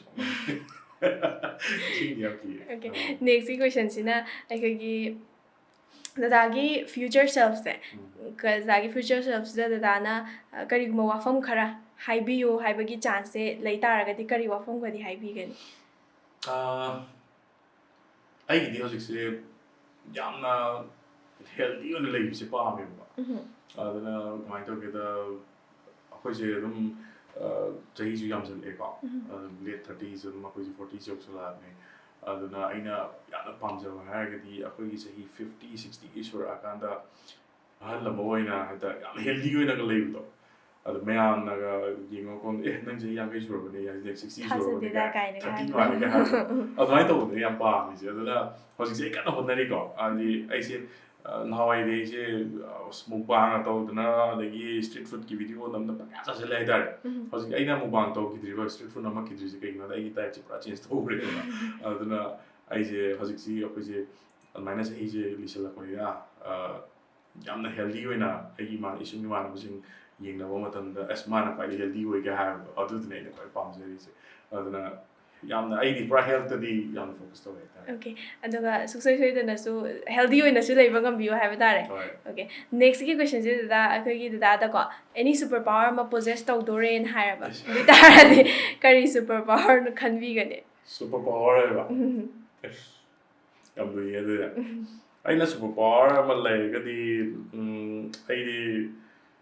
chat pu khot pa je lang je ai di explore to je pa ma ni na ai ta ai di kai gamba superman ki power je lai ta ga ai di pai je ngam ta ga di asa ai di pai ni ma pham sin ma to pai ni no asa da ga phat nuai do ai di yeng da ra ka ga ji ma ne ma ka ura ga oh yeng mom phang ba ai di pai ma ngam ai je asa adu ki super power le yang ai ni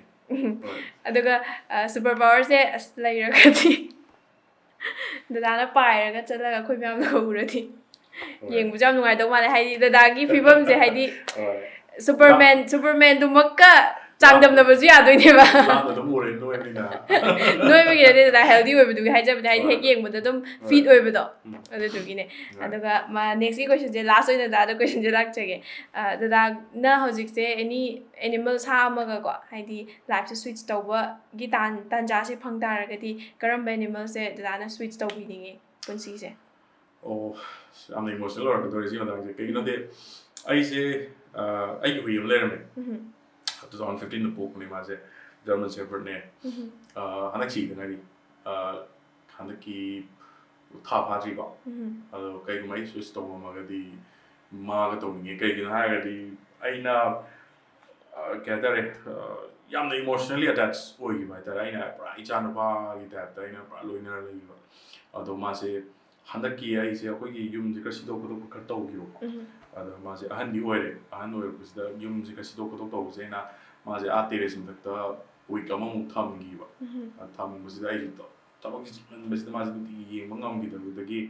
ma se chap ngam de adi na gi ku injin chalar ma to we last ki ma se firam dai gi hai tare ko ado ma se makhong ji chap ngam de ado ga tha ma mu se makhong ji chap ngam de ina thang do ka jin ji to ra dum ma chak bi jo ko ji to ra last ki 2 days se ma se adum hip tha ra ka mok cha de bi da dum kena to ba aina ko da di mang ka da pit ka yen khala me du ba ta ta ra du ba no ala ga dum ma ji si le me ko da kai ga switch to aina animal lang switch to ra di to bi ko ma se ma ga switch to ra dum ma na ꯈꯜꯂꯝꯕ ꯋꯥꯈꯜ ꯍꯥꯏꯇꯥꯔꯦ ꯑꯗꯨ ꯌꯥꯝ ꯈꯪꯅꯤꯡꯕ ꯍꯥꯏꯇꯥꯔꯦ ꯑꯦꯅꯤ ꯄꯦꯠ ꯑꯃ ꯂꯩꯕ ꯍꯥꯏꯁꯦ ꯑꯗꯨꯝ ꯏꯃꯨꯡ ꯃꯅꯨꯡꯗꯧꯅ ꯂꯣꯏꯅꯃꯛ ꯈꯜꯂꯦ ꯃꯔꯨꯑꯣꯏꯅ ꯑꯩꯈꯣꯏꯒꯤ ꯍꯨꯏꯒꯨꯝꯕ ꯂꯣꯏꯕ ꯗꯣꯒ ꯂꯚꯔꯁꯤꯡꯅꯁꯨ ꯈꯪꯕꯤꯔꯝꯒꯅꯤ ꯑꯗꯨꯝ ꯏꯃꯨꯡ ꯃꯅꯨꯡꯗꯧꯅ ꯐꯦꯃꯤꯂꯤꯒꯤ ꯇꯥꯏꯞꯇ ꯂꯩꯃꯤꯟꯅꯕꯁꯦ ꯑꯗꯣ ꯑꯩ ꯏꯁꯥꯃꯛꯁꯨ ꯈꯤꯇꯪ ꯏꯃꯣꯁꯅꯦꯜ ꯑꯣꯏꯒꯦ ꯇꯧꯋꯦ ꯁꯤꯒꯤ ꯃꯇꯥꯡꯁꯦ ꯑꯗꯨꯗꯨꯅ ꯗꯗꯥꯗ ꯂꯩꯕ ꯑꯩꯈꯣꯏꯒꯤ ꯏꯃꯣꯁꯟ ꯃꯌꯥꯝꯁꯦ ꯇꯣꯕꯤꯒꯤꯗꯃꯛꯇ ꯍꯥꯏꯕ ꯇꯥꯔꯦ ꯃꯌꯥꯝ ꯄꯨꯟꯅ ꯈꯤꯇꯪ ꯁꯤꯌꯔ ꯇꯧꯕꯤꯔꯝꯃꯣ ꯂꯥꯁ ꯋꯥꯔꯗꯁ ꯍꯥꯏꯕ ꯇꯥꯔꯦ ꯇꯣꯕꯤꯒꯤꯗꯃꯛꯇ ꯍꯥꯏꯕꯗꯤ ꯑꯩꯈꯣꯏꯒꯤꯗꯤ hui ama laiba haise part of our life ni ba only a part of our life ni ado hui ama dugidi magi whole life ni abi akoi ga loina ba haise magi whole life ni aina akoi di thawai noi taw matam da akoi tumin adum lai gini adigi chawning matam da akoi tumin lai ni adu ai gi hui dudi aina wara halakpa aina thawai noi da halakpa adigi aina harar halakpa ma di tum ai welcome to tor land ni ai u buding nungti idum uri ba ai se nungti idum harong ne ma se adra khang de moi se we don't deserve dogs adu moi di sing da ko yam na gyam khene atai animals ke yam khene aduga ngasai gi last words for Toby se masidi kai oine ke adu rest in peace okay aigi side tagi su Toby gi damak rest in peace hai wafam se thamjage ado thorob loisilak amdai sida khangde kitang emotional oiba kaino da chat khre adubu yamna nungai jaga wari watai sanabagi tanja ama fangjabase matung tarakpada su dadagi punsi da haiba tare ꯃꯌꯥꯝꯒꯤ ꯁꯦꯕꯥ ꯑꯗꯨꯝ ꯃꯈꯥ ꯇꯥꯅ ꯇꯧꯕ ꯉꯝꯕ ꯑꯣꯏꯕꯤꯌꯨ ꯍꯣꯠꯅꯕ ꯉꯝꯕ ꯑꯣꯏꯕꯤꯌꯨ ꯍꯥꯏꯇꯥꯔꯦ ꯑꯗꯨꯒ ꯁ꯭ꯇꯦ ꯍꯦꯜꯗꯤ ꯁꯤꯁꯨ ꯍꯥꯏꯖꯒꯦ ꯑꯗꯨꯒ ꯃꯁꯤꯒꯤ ꯋꯥꯐꯝꯁꯤꯒ ꯂꯣꯏꯅꯅ ꯉꯁꯤꯒꯤ ꯊꯧꯔꯝ ꯑꯁꯤꯗ ꯂꯣꯏꯁꯤꯟꯅꯕꯒꯤ ꯇꯥꯟꯖꯥꯗ ꯂꯧꯖꯔꯒꯦ ꯃꯌꯥꯝ ꯄꯨꯟꯅ ꯀꯥꯏꯅꯃꯤꯟꯅꯔꯁꯤ ꯍꯥꯏꯕ ꯋꯥꯐꯝꯁꯦ ꯊꯝꯖꯒꯦ ꯊꯥꯒꯠꯆꯔꯤ ꯑꯩꯈꯣꯏꯒꯤ ꯄ꯭ꯔꯣꯒ꯭ꯔꯥꯝ ꯑꯁꯤꯕꯨ ꯍꯧꯕꯗꯒꯤꯅ ꯂꯣꯏꯕ ꯐꯥꯎꯕ ꯃꯤꯠꯌꯦꯡ ꯇꯥꯕꯤꯔꯤꯕ ꯚ꯭ꯌꯨꯋꯔꯁ ꯄꯨꯝꯅꯃꯛꯇ ꯂꯦꯞꯇꯅ ꯑꯩꯈꯣꯏꯒꯤ ꯆꯦꯅꯦꯜ ꯑꯁꯤꯕꯨ ꯁꯞꯄꯣꯔꯠ ꯇꯧꯕꯤꯌꯨ ꯃꯇꯨꯡ ꯇꯥꯔꯛꯄꯗꯁꯨ ꯃꯌꯥꯝꯅ ꯍꯦꯟꯅ ꯃꯁꯛ ꯈꯪꯕꯤꯕ ꯃꯌꯥꯝꯅ ꯍꯦꯟꯅ ꯈꯪꯅꯤꯡꯕ ꯑꯗꯨꯒꯨꯝꯂꯕ ꯌꯨꯇ꯭ꯌꯨꯕꯔꯁ ꯃꯌꯥꯝꯒ ꯑꯩꯈꯣꯏꯒ ꯐꯝꯃꯤꯟꯅꯗꯨꯅ ꯑꯩꯈꯣꯏꯒꯤ ꯋꯥꯔꯤ ꯋꯥꯇꯥꯏꯁꯤꯡ ꯑꯁꯤꯕꯨ ꯁꯦꯌꯔ ꯄꯨꯟꯅ ꯇꯧꯕ ꯉꯝꯕ ꯑꯣꯏꯖꯒꯦ ꯍꯥꯏꯕ ꯋꯥꯐꯝꯁꯤ ꯊꯝꯖꯔꯒ ꯉꯁꯤꯒꯤ ꯄ꯭ꯔꯣꯒ꯭ꯔꯥꯝ ꯑꯁꯤ ꯃꯇꯥꯡ ꯁ꯭ꯋꯥꯏꯁꯤꯗ ꯂꯣꯏꯁꯤꯟꯖꯒꯦ